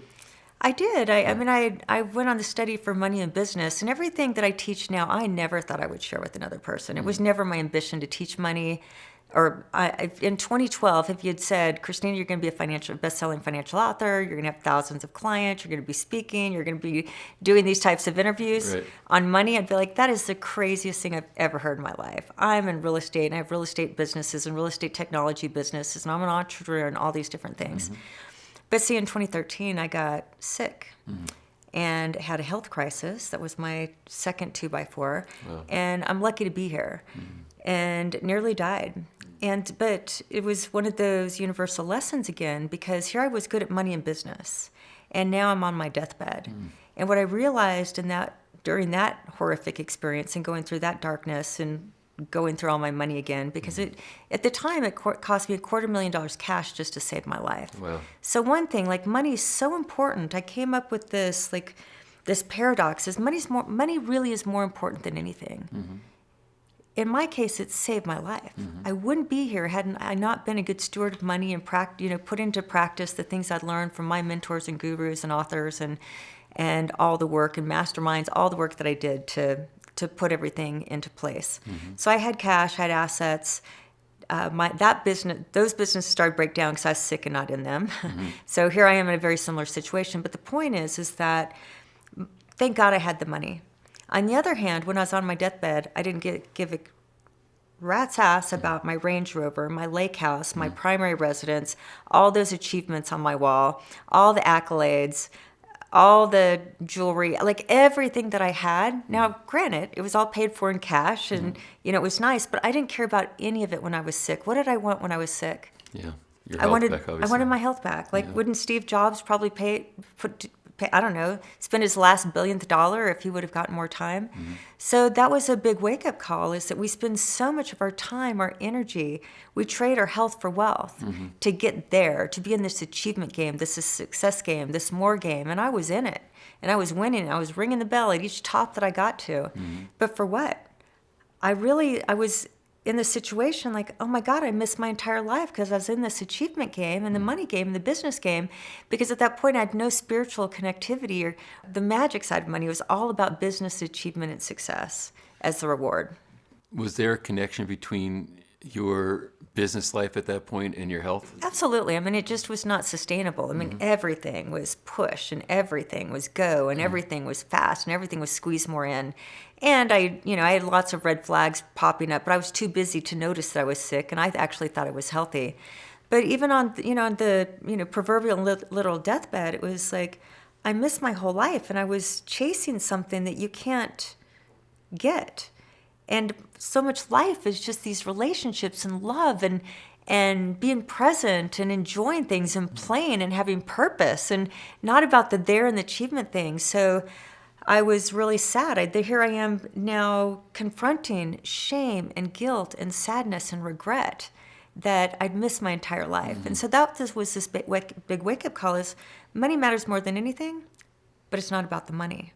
If it's not about the money, what is it about? And it just brought this whole purpose to money. And now money serves a very different purpose for me now than it did then. And it's just underwriting the cost of living a good life and being able to use money as a means to live my purpose and to share my purpose. So coming out of that experience, I actually walked away, completely pivoted out of my old life. And I learned so many lessons, and I made a deal with Mother U that said, if I get another chance, I'll teach what I've learned. And so here I am, and like I said, I would never imagine I'd be teaching this, but now it really is my purpose. I believe that everything I've learned is so that I can help others. And I just teach what I do and lessons that I've learned. So let's put it on the ground for a minute. All right, so I just signed up to become your client. What's your process? Like, what do you actually walk through? Step 1, step 2, step 3? Yeah, step 1 is conceptually breaking this up into 3 categories: earnings category, spending category, investing category. So basically you're going to come in and review all my stuff. We're going to review all your stuff. Okay. And we're going to chip away at some old mindset. We're going to look at where the mindset limitations are, your beliefs, the words you use, the narratives, all those pieces on the mindset piece. Is that a struggle? With especially with entrepreneurs, like you said, they've got a certain mask on maybe around this whole thing, and then they have to show it to you, and maybe they want to convince you how well they're doing, but it's time to like actually have an honest conversation. Most of the people, by the time they've come to me, they've either heard me say something that's been a wake-up call, or they're bumping up against something that's not working. They're like, at this point, they're just like, help me. What I've been doing is not working, and I know I need the help, and I'm ready. So you review those 3 areas in their life, and then once you've done that assessment, taking a look at it, then what's your next Yes, step? the next is to help them set up their personal life, their personal financial life like a business. And so really it's the same thing. Like everything you're doing here in business, because most of my clients are business owners and entrepreneurs, we want to do the same things. And we're looking for profit, and we're paying ourselves profit first. So we have to look at where all of your money's going. Now, the hard thing about that is my high-income entrepreneurs, like, I don't want to do this. I just want to go make more money. I can just go make more money. It's like, but that's the trap, because you don't want to be trapped. We always have to go make that next dollar or $1 millionth dollar, whatever it is. And that's the compulsion, right? Because you said this earlier, and I think it's 100% right. Is that okay? So I've grown to a certain level. Now I've lifted my lifestyle to kind of reflect it as compared to keeping a margin in there, and the entrepreneur. What makes them entrepreneurs is the fact that I could always do more. I could always make more, but you have to sort of reframe them. That is the reframe, and it's to bring forth money laws like expenses will always rise to match income. That's the expense creep. And that what was once a luxury becomes a necessity, meaning it's really hard to go down in lifestyle when money changes. Right. So when we build these things in, but we're looking at the books, we're looking at how all the money's spent, and we're reorganizing it. And I teach a 5-part system for how to organize your money, so that we make sure that all the different types of money, there's 5 different types of money that are in our personal business. So we need to earmark and make sure that our monies are organized that way. And then once we do that, and there's a certain portion of that money now is going to be towards investments. If we're spending that 20%, we're going to have to find that 20% somewhere. Right. And so now we're going to start moving some money, so we make sure we have money for investing and we have money for cash and savings. And now we move to the balance sheet side, and we talk about, okay, right now we don't really have anything on the balance sheet, because your personal home doesn't count on your balance sheet, even though it's on there. And all these other things that are on there, your business probably really isn't part of your balance sheet. So now what we need to talk about is what I call balance sheet thinking, and how we start to build that out according to models. So I have a model to teach people, a model and framework for how to do this in your household, and then the model that we want to start building towards to start to build the balance sheet. And what is the balance sheet? It's not about net worth. It's not about acquisition or accumulation or hitting a number. It's all about cash flow. So at the end of the day, it's how are we going to build out our net worth or our balance sheet in a way with assets to produce income that will pay for the cost of our lifestyle, so that we have our freedom, that at that point we have the choice as to whether or not we go to work. Or maybe it's like, all right, been there, done that, now I can do something else because my lifestyle's paid for. Typical time frame to put the structure in place, going from 0 to saying, okay, they've made the transformation into your model? Well, I teach all this in an 8-week breakdown. And then, but the thing is once you have your system in place, once your mindset is shifted, once you have your system in place, you have a plan in place, now we have a lifestyle. Now we're just doing this every single day, and it's like exercise or eating right. And there's these 3 categories of life that we don't have an option to opt out of. One is the money game. Money affects every key area of our life. So, and it's a skill set. It's a knowledge-based, applied knowledge skill set. So it means we have to learn it. We have to get good at it. We apply it over time, and over time we get better at it. The second one's our health.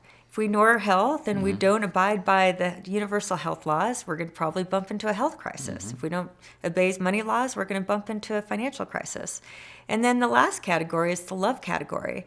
And that's really like, what is the purpose and what is a good life? Isn't it to be present and spend time with people that we love and develop really great relationships and have amazing experiences and be able to build a legacy or multi-generational wealth or whatever we can do on this other side that has meaning beyond just our ability to do great business?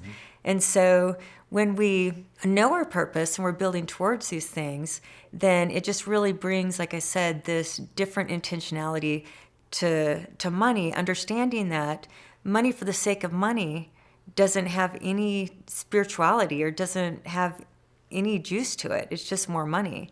But when we understand money is for the sake of lots of love and space and time that we get in experiences, and a certain portion of that allows us to be healthy, like wealthy. So then money just underwrites the cost of living a good life. It's not about the money for money's sake. Money's a byproduct of great works we put out into the world. So the money's what we get back. And now we can use this as the root system for how it infiltrates the different parts of our life so we can do great work and live good lives.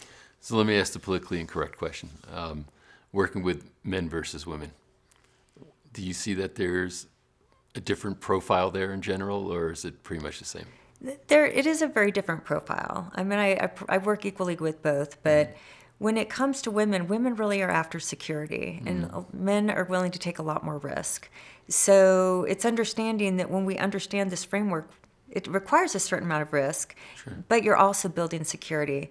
But I really love talking with women and speaking with women, because one thing that we all tend to do, but especially women, we abdicate our money. We have this mindset that we're not good at math, or we're not good at money, or something's built in. Even women great at business still have this mindset that they're not good at the investing thing. So I love just changing that mindset again and just showing just how easy this money thing is, and that we're all empowered. We don't want to abdicate.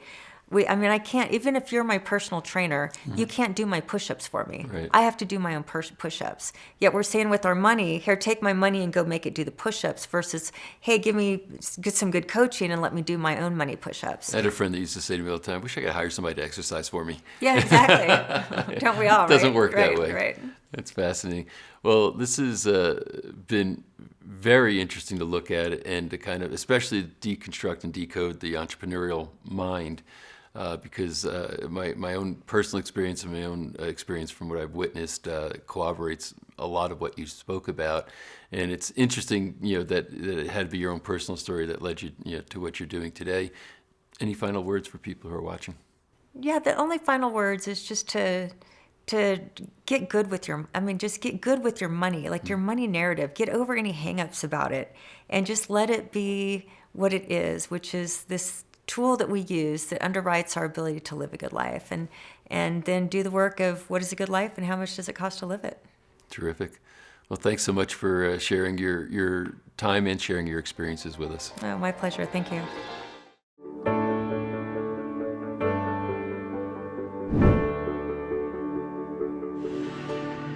Hello and welcome to your Wealth Breakthroughs Episode 11 bonus interview. Ron Lynch has had a hand in countless businesses, GoPro being just one high-profile example. Ron has 4 rules you absolutely must memorize before you even think about starting a business of your own. Most businesses fail after all. And these 4 rules separate those that change lives from those that have to close their doors. Pay close attention to this interview with Ron. There's pure gold here for every entrepreneur.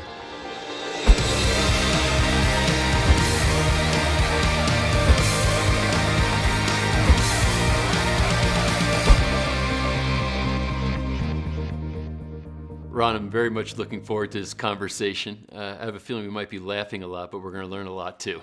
I hope so. I'll probably learn a lot. So let's start with your background. Tell us about how you got to be doing what you're doing. I grew up in a normal American family, 2 school teachers for parents in Seattle, and I started out working in the grocery business as a kid through high school, and oddly was fortunate enough to have a roommate ask me if I wanted to audition for a movie, and I got a SAG card, and I, right off the street, was working with Robert Altman. Wow. Who's at the time was a relatively big-time Hollywood director, and I got to go and stay and work as a PA for a month too, and then that was parlayed into a bunch of small movie parts. And I kept my job in the grocery business, and they were nice enough to let me go periodically and work in film, so I did that periodically. And then on a film set one day, I was standing next to Jeff Bridges, and like as close as I could. And I said, "How do I get to be in your chair?" And he said, "It's really easy. Make sure your dad's Lloyd Bridges." I was like, Good response. fair enough. Yeah. He said, "Write, if you can learn how to write." And writing was something I hated doing. And so I did it, though. I went and bought Sid Field's screenplay, and I started writing screenplays at night, and I kept my job in the grocery store. And I worked my way up in the grocery business to eventually become a store director and an operations director, building new stores and managing stores and doing turnarounds and having this nighttime passion of filmmaking. And one of my friends was doing the George Foreman Grill and said, "Hey, I need some space in a grocery store to do some man on the street interviews. Could we use your store?" And I said, "Sure." And so they came in and we rented them some space. And through that, I met George Foreman's agent, which Sam Perlmutter, and optioned a movie to him. And my friend called me and he said, "Well, you're kind of resourceful." And a week later, I quit my job, and I was in the direct response business. Wow. So it was really kind of a weird kind of way to get there. But I ended up understanding P&Ls and understanding marketing and film, and put those things together and managed to cobble a career out of that. You definitely have one of the most unusual minds I've encountered. As you're saying, like you kind of have this understanding over here, this sort of ability to write, this ability to communicate and understand how an audience needs to listen. I mean, there's really like this strange skill set that came together. But what's also interesting, and I'm wondering just philosophically how you feel about this, is that certain events crept up. Like, you happen to, to be running a store or managing a store, and then happen to have a friend that's doing an infomercial on the George Foreman Grill.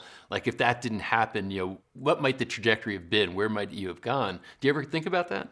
Yeah, I do, but I'm a big believer in making your own luck, because I left a little piece out, which is important, I guess, is that when Jeff Bridges said write, I started doing it. And I went home and I wrote 2 screenplays. Now, this is a small little grocery store, and I was I was a grocery checker at that point. And I had this customer that used to come through all the time who was on a late afternoon talk show in Seattle. Her name's Dana Middleton. Very nice gal. And I just said to her one day, "I've written a couple of movies."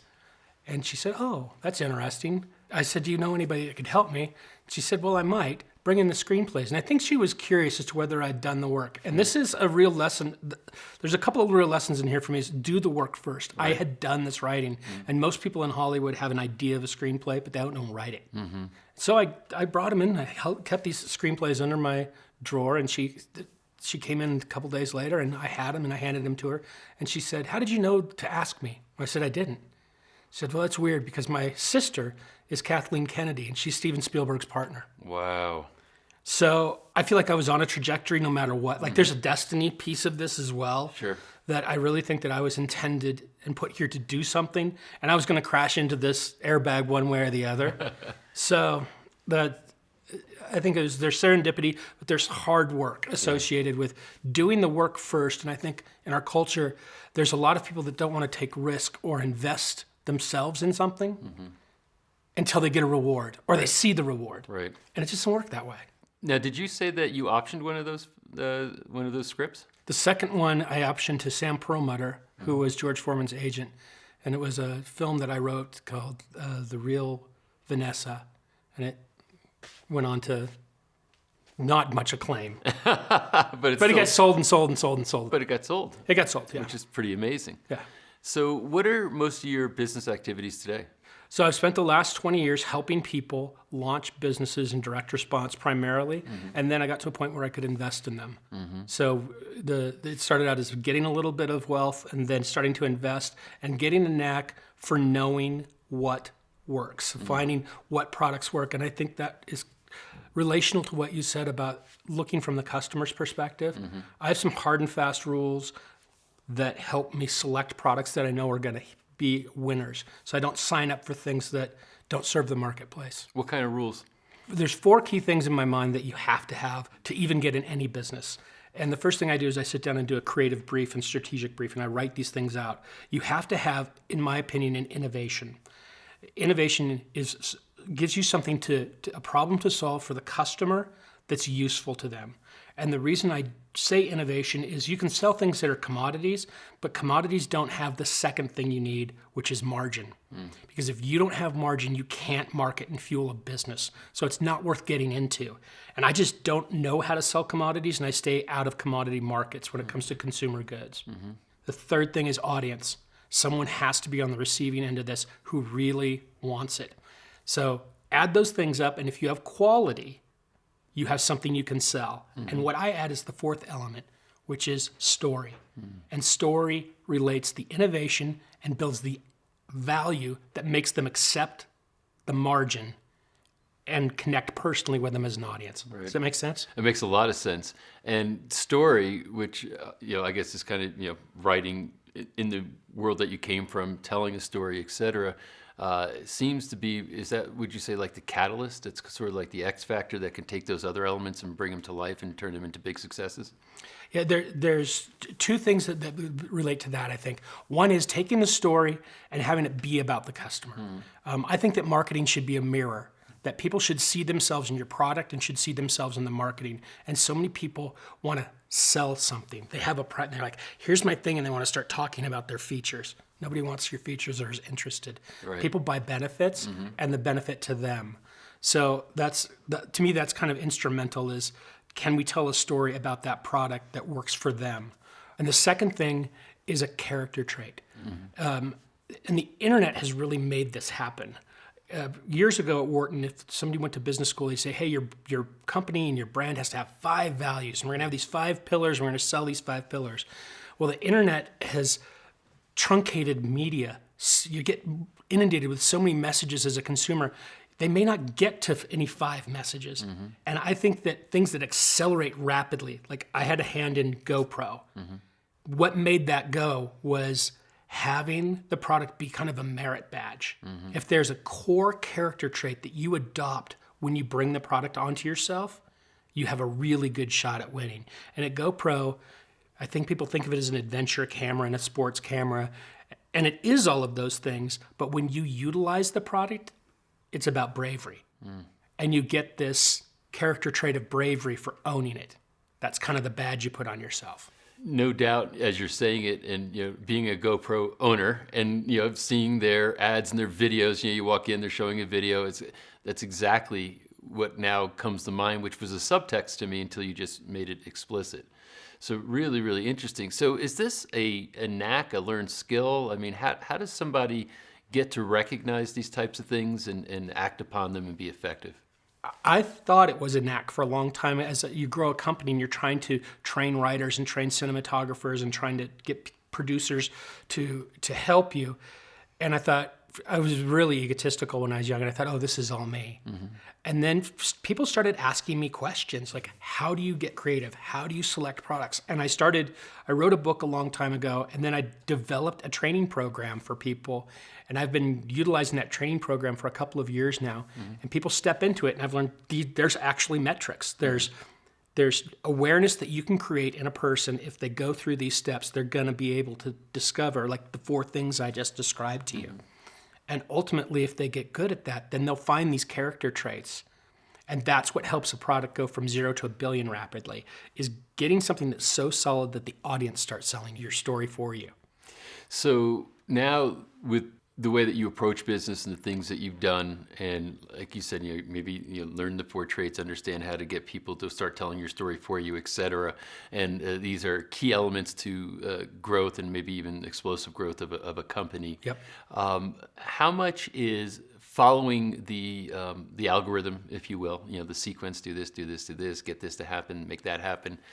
Where does mindset play into all this? How does the headspace of the entrepreneur or the business owner play into whether or not this is going to work? I think when I was young, I did what most young people do, and I was looking to take something from the world. I was trying to extract money and find money and take it. And what I discovered over time, that's not how this works. Money operates in 2 ways. You can either earn money or you can make money. And most people use those words interchangeably, and they're not the same thing. Earning money is providing value to somebody and getting a wage for it, whether it's hourly, and that's, I don't care if you're a grocery checker or a lawyer, that's generally how we think of transactional economy. But making money is what J.K. Rowling did. She had an idea in her head, she wrote a book that became movies, and Harry Potter is a $1 billion enterprise that came out of the thin air.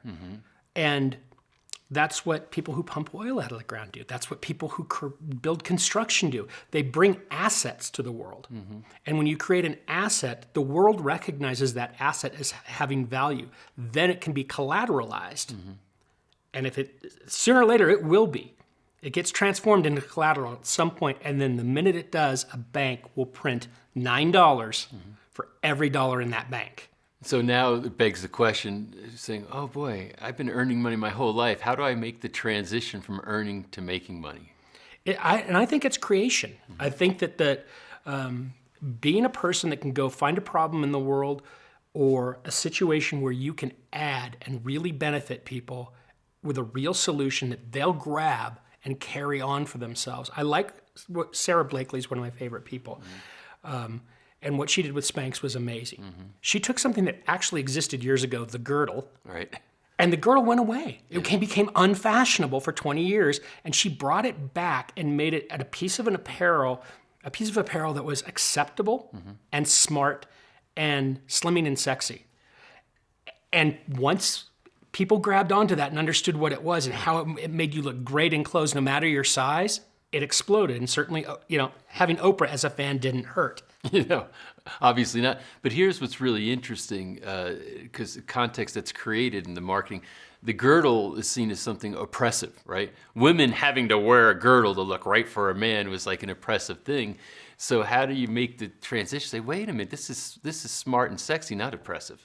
I think here's the psychological difference, is the assumption that women are getting dressed for men is actually an incorrect assumption. Women are getting dressed for each other. And if you think about that, it's true. When you go someplace with your spouse, sometimes she probably doesn't care that much sometimes about how she looks when she's with you. But when she's going to be with other women in the tribe, she takes a little extra care. And that's natural. I mean, we don't talk about it a lot because it's awkward. But I think that as a marketer, that's one of the important things you need to do is find a tasteful way to have an awkward conversation with your customer, because what you're really talking about then is a problem, right? And you're solving it. So I think that's probably why that worked so well. Any other examples of that? Like is ED maybe another awkward conversation, or are there other examples that you have where people have taken something that's kind of like awkward and maybe difficult to market and turned it into a big business? I think that it happens all of the time, but that's the secret to something from going from 0 to $1 billion fast. And most businesses don't get that. That's 80 to 90% of businesses don't. But when you're lining something up originally, like if you can figure that out up front, you've got a really great shot of having something accelerate. I'll give you an example. In toys is kind of a place. Razor scooters took off. Yeah. Really rapidly. Jobs in the phone. The iPhone, there were cellular phones.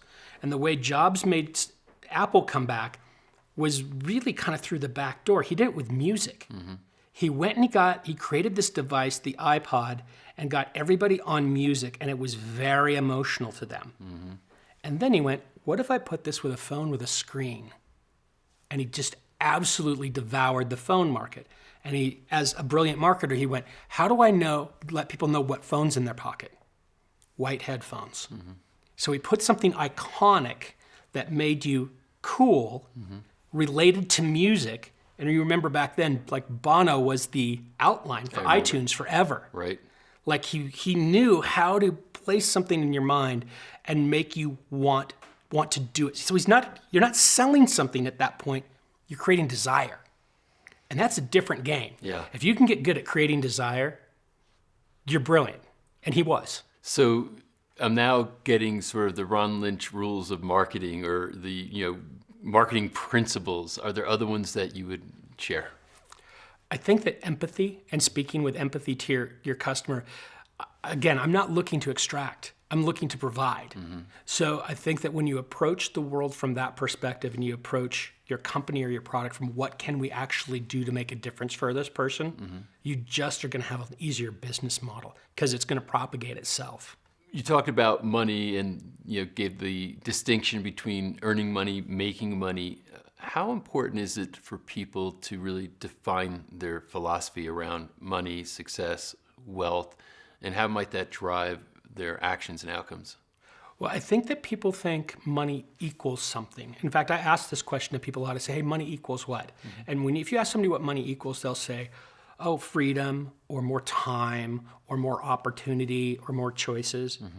And money equals is actually a math question. Mm-hmm. If I asked you what 7 equals, would you say more time or more freedom? It doesn't make, it's actually not, cognitively doesn't make sense. Right. And when someone announces what money equals to them, they're usually announcing what they don't have in their life. Mm. They don't feel they have freedom, or they don't feel they have time, or they don't feel they have choices. And the fact of the matter is, if you do make that a Pythagorean equation and you say 0 money, does that mean 0 freedom, 0 choices, 0 time? It doesn't. Right. It's not true. And what money is a byproduct resource. Mm-hmm. And you have about 20 resources. And the first 10 are in Maslow's hierarchy. Mm-hmm. And the second 10 are emotional. They're observational. Is what do I see that the tribe has a problem with that'll get me into the tribe by curing? Like the medicine man and the chief are the highest in the tribe. They probably work the least, but they provide specificity that the tribe needs. The medicine man heals people, so there's 10 hunters to 1 medicine man. And that dynamic exists in our culture still, that the doctor and then the worker are separated economically. Right. So how do you think in a way that translates that value of my second 10 resources? Empathy, problem solving, creativity, and those are the people that end up really succeeding, are people that go, it isn't about me, it's about the problem that I can solve creatively for other people, and they'll see value in that. And 8 or 9 things happen before money happens. I think I saw Garrett Gunderson, who I adore, say, money's the receipt. And he's absolutely right. Money's the last thing that happens in the transaction, but when you're hungry for it, it's the first thing that happens in your mind. Right, and you're reversing cause and effect, which you're starting off on the wrong foot when you do that. Do you find that culturally there have been shifting sands as far as, let's say, the kind of work that you did, let's say that it was the 1980s and what were the rules of the 90s versus 2000s? Like there's different, I think, cultural sentiments that you have to maybe be sensitive to be able to go to market and and promote or market or do the things that you do. Are you seeing that those have shifted a lot, and do you think that trends are changing right now? Well, trends are always changing. The shape of the earth is always changing. When it comes to marketing and culture, that's why it's culture. Mm-hmm. But I think inside of that sphere, it cuts both ways. Like I work very hard to have a very cohesive brand umbrella or message around products that I work with. Mm-hmm. But underneath it, there's all these customer verticals that 20 years ago I couldn't address on television because it had to work on television, so you could only tell one story. Now I can tell 20 stories, just as long as it fits under that umbrella. And so I can get much more personal with the customer and talk to them about them directly. So I love internet marketing. I love multiple channels on television. I think that we're actually in a way kind of going 100 years backwards to the magazine model, where you would have one type of ad in one type of magazine if you were a big brand and a different one in a different magazine. And we're kind of going backwards. So they're stealing from the past to place into the future. And that's a really interesting thing, because you'd say, well, is television the future of television marketing and advertising? Is there a future there? Or do you think it's declining? So obviously you're seeing this huge opportunity. It's always bigger. Yeah. It's always, and I have people say infomercials don't work. I'm like, well, that's not all I do anymore. But apparently there's $6 billion of media time being bought in that space every year. Wow. So they work. It's just people have a better chance of finding themselves, and they're looking for themselves. So they just pass stuff that doesn't work. And you'll see, I mean, I'm sure that you see people that say, I don't like advertising, or it doesn't pertain to me. I hate being sold. Right. People don't hate being sold. They hate being sold things they don't like. Right. They love to be sold themselves. And so if you're always focused on it being about them and being a mirror, you've got a great chance. So how do you do that? Do you pick specific avatars? Who's our viewer? This is what they're interested in. Do you think that if you narrow the scope, it's more effective than trying to cast a wider net? What's your philosophy on that? So I'll typically look at a product, go really what problems does it solve, and usually the manufacturer, and sometimes I'm the manufacturer, we look at the features really deeply because that's where every manufacturer wants to start. And then I try to assign a benefit to each one of those features, or maybe 3 benefits. When you back away and you look at that list, you go, okay, now who wants that benefit? And you'll find 4 or 5 avatars. And so I'll create custom advertising and messaging for those avatars about them, and they may have offers or asks from the company to learn more, get more, try more, whatever it is, based on them. I always feel like we're Ginger Rogers. We always have to dance backwards in high heels from the customer. And of course, knowing our viewer, I wonder if they're going to know who that is. We're dating ourselves a little bit. Yeah, well, so it's Ginger Rogers is old enough to be my dead grandmother, but but we still know who she is. Yeah.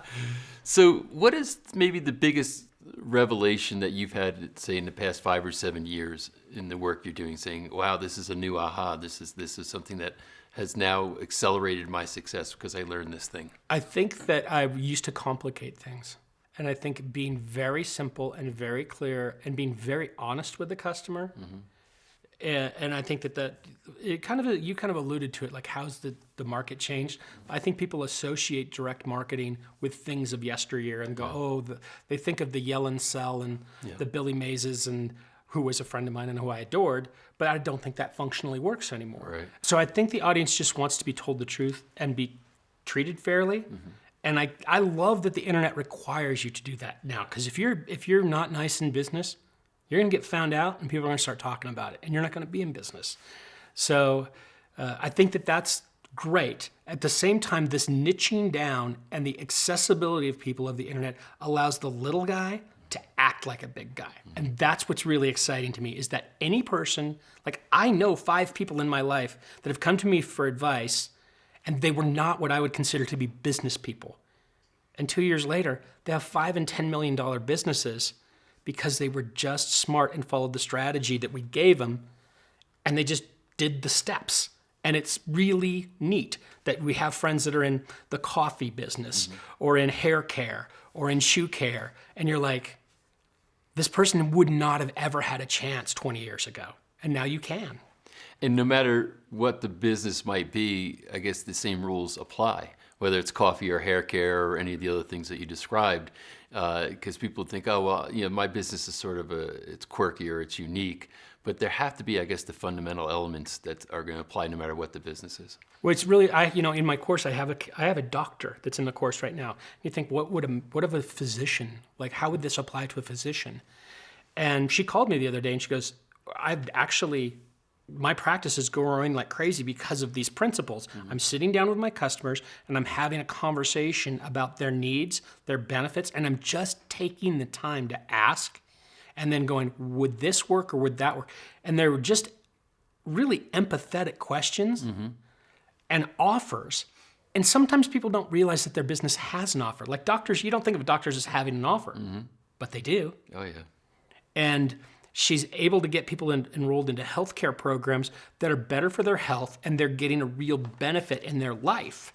You go, okay, how the infomercial guy's helping a physician. I didn't expect that, and it's wonderful. So does this get back to that innovation thing that you're talking about, where you take a traditional business like a doctor's office, and it's very confined in its thinking and approach. This is just the way it's done. And now here you've got a guy like you that can work, with a doctor, completely different, seemingly irrelevant industries to each other.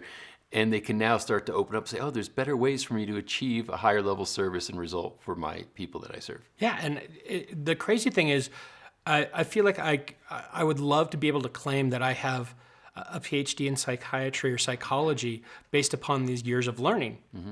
But I learned it in the field, and I've learned it with real people. So in a way, I feel like I have that knowledge, but I've got it from these interactions. And yeah, it's applicable to humans are humans. Whether they're doctors, whether they're plumbers, humans are humans.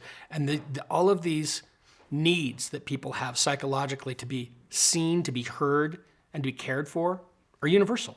Well, what's interesting is, I guess along these lines, and this is where I'm saying, well, this guy's got a very different and interesting mind, the way that it processes. So earlier, you were here, in part to do this interview. We happened to, with some of our team, be working on a completely different project, had nothing to do with why you were here, et cetera. Right.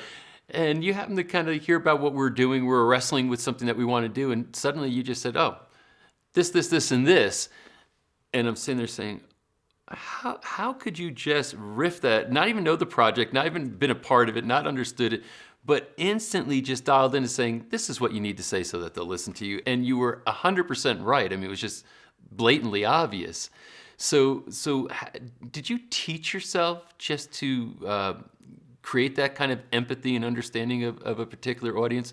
Because you can apply it to anything. Because like I said, this was a different topic. You weren't up to speed on the topic, but yet, boom, you nailed exactly what we needed to do. So is that something that you trained yourself to do? I think that there's some nature and some nurture to that. Mm-hmm. When I met Jeff Hays for the first time, we spoke at a conference, and we all had to introduce ourselves. And it was a pretty prestigious group of people. And it was finally got to me, and here I'm, with these really successful filmmakers, and I'm the TV commercial guy or whatever, and they got to me and they said, well, I'm as dumb as your dumbest customer. And I feel like I am that way. I feel like I'm a little bit savant. Is that I'm just empathetic, and I think about I listened to what you guys were doing, and I just said, well, I'm a customer. What do I need to hear? If you were enrolling me in this, what would I really need to hear? And it's not in a manipulative way. It's just I have some questions.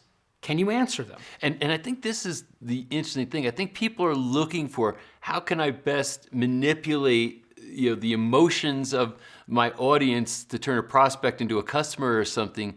But what you did was give us a better way to tell the truth about what we were delivering. It was just a more compelling way to understand it, because what I was thinking before you spoke was inadequate to really communicate what we had. And you just said, you brought to, like you said, it was simple, was very compelling, and it was also 100% true. Yeah. So that, I guess, it seems like it's simple, but it's not easy. But it has to do with integrity. Is that what are you going to deliver? I mean, I think integrity is that you do what you say you're going to do, but you also tell people what you're not going to do. And when you can establish that relationship with the customer really quick, they can identify it, because you're pummeled with 40 to 60,000 marketing messages a week. And your brain is this incredible sorting device that is pushing away everything that's not pertinent or relative to you, because your brain's at its core is in survival mode. So if that's what it's doing and pushing all that stuff away, how do I become relevant?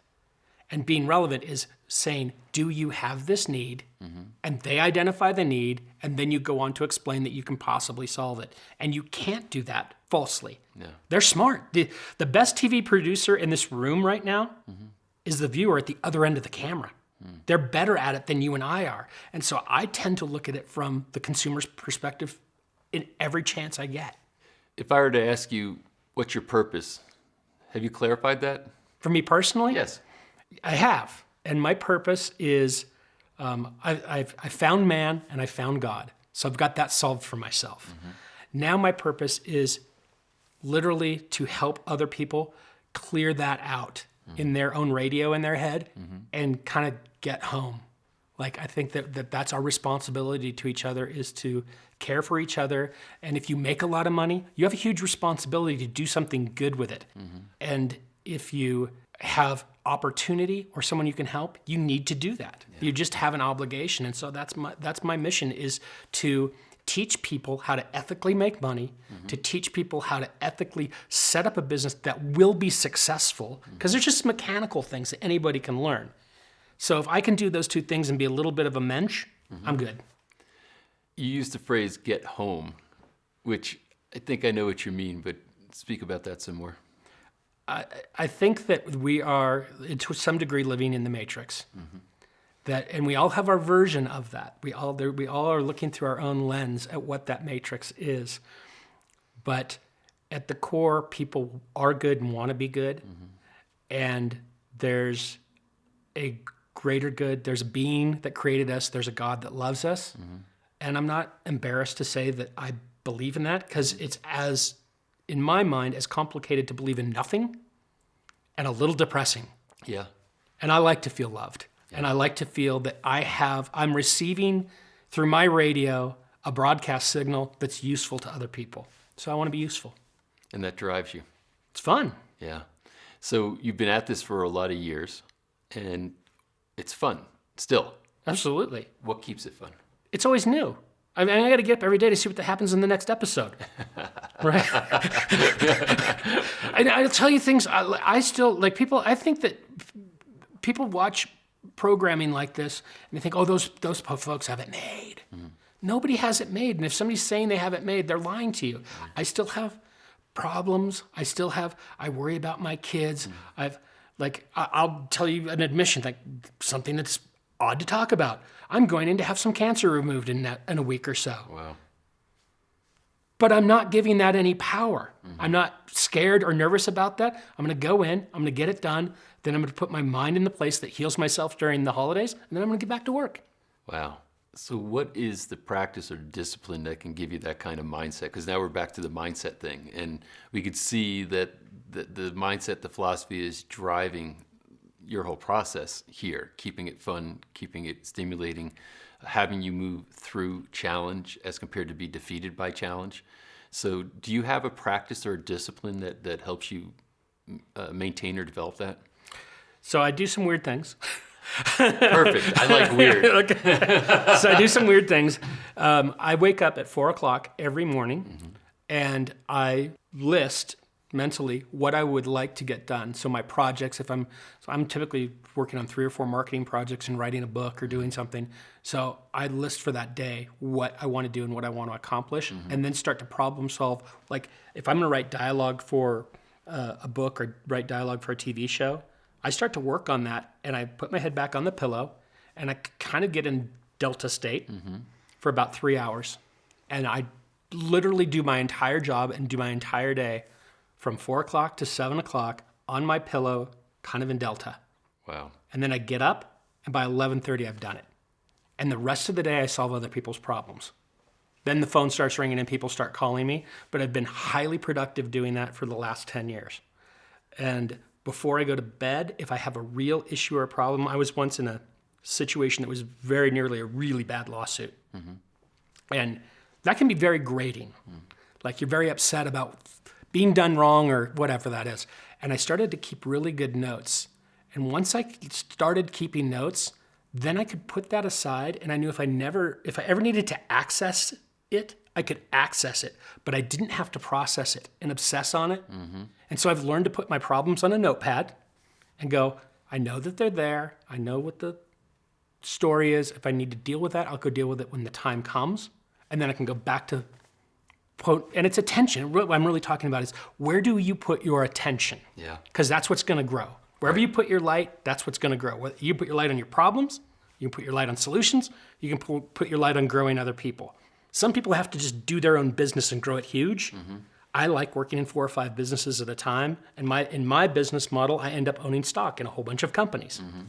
You know, it's interesting when you talk about that. I think David Allen, the getting things done guy, that's one of his primary premises is you got to get the stuff out of your brain, and so that, what a practice to say, hey, if I got something in there, I put it on a notepad, and it gives me the security that I don't have to constantly be reminding myself, I got to remember that.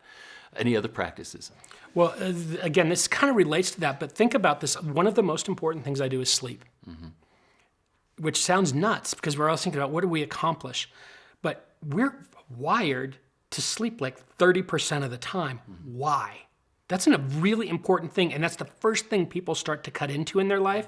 They start to deprive themselves of that, and I think that the number one thing that you have in your life is your mind. And the number one place that you reboot, clean the disk, repair, and do your storage, and you defrag is while you're sleeping. Do that correctly, and then you can get up and do other things correctly. So to me, it's all the downtime things that actually provide me the energy to do the uptime things. Yeah, deloading is absolutely essential. And I think a lot of entrepreneurs, it's like, they almost like brag about, oh, I only sleep 4 or 5 hours a night, or, they talk about how, many hours they can put in. But what I loved in what you said is that you are tapping, like say, unusual resources, saying, hey, I'm up at 4 o'clock, kind of put it into my mind and then go back to sleep for 3 hours in a delta state, or maybe it's not sleep, but in a delta state. And then by 11:30, I've really got my achievement for the day, and then the rest of the day can be more reactive to other things. So, and it seems like this kind of a process, then get through that, and then get good sleep, and then get in flow. Get in flow. Yeah, and I can get in flow, and I can write a book in 5 or 6 days. I can write a screenplay in 3 or 4 days. Wow. And it's not that many hours. It's getting into that flow state. But to me, there's this. You still have to have relationships. You still have to have people in your life, and if you sleep, get up, do your work, then deal with the people. So there's a lot of people who have ambition. They want to develop wealth.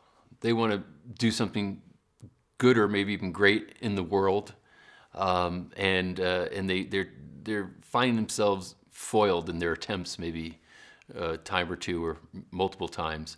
What advice do you have for them? So everything that I've learned through my failures. Now, I've launched 300 products and 70 brands over 20 years. Wow. But I have a ton of failures. And the weird thing is everybody who fails, the failures aren't what the crowd remembers. They remember your championships. And you've got to remember that nobody's going to be focused on your failures when you finally hit it out of the park. They're going to remember the home run. A great baseball player hits 327. Fails 70% of the time, right? And that's how we are wired. And if you look externally at somebody else's success and you think think it's monetary success, and that's the only measure you make, you haven't measured everything. So you haven't really measured success. You've measured an illusion or a mirage or an aspect. And I think that failure is so profound. The second thing is you don't have to have all your own failures. Right. And that's what I love about the films that you guys make, because I now I've had the opportunity, like I watched the entire Money Revealed, every second of Money Revealed I watched. What I learned from that saved me probably 20 years. There were so many things in there that were not like nuggets, but were like sound, principled things that I had no clue about. And I think most people considered me successful. Yeah. And I'm like, I didn't know that or that. And suddenly I got all of these, I'll take all those arrows and put them in my quiver. Absolutely. And I'll use them. And I think that's the other thing is like, go learn. Yeah. Isn't it interesting that, people who really get successful, one of the things I see they have in common is that they don't just learn from their own mistakes, but they make it their business to learn from other people's.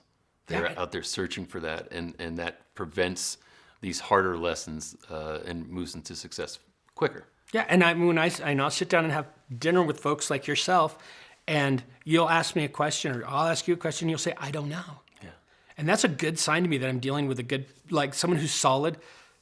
You can't know everything about everything. Right. And people that say, I don't know, I'm really attracted to, because they tend to be curious too. Yeah. And curiosity is big to me. And I like people that are humble and curious and well-intentioned.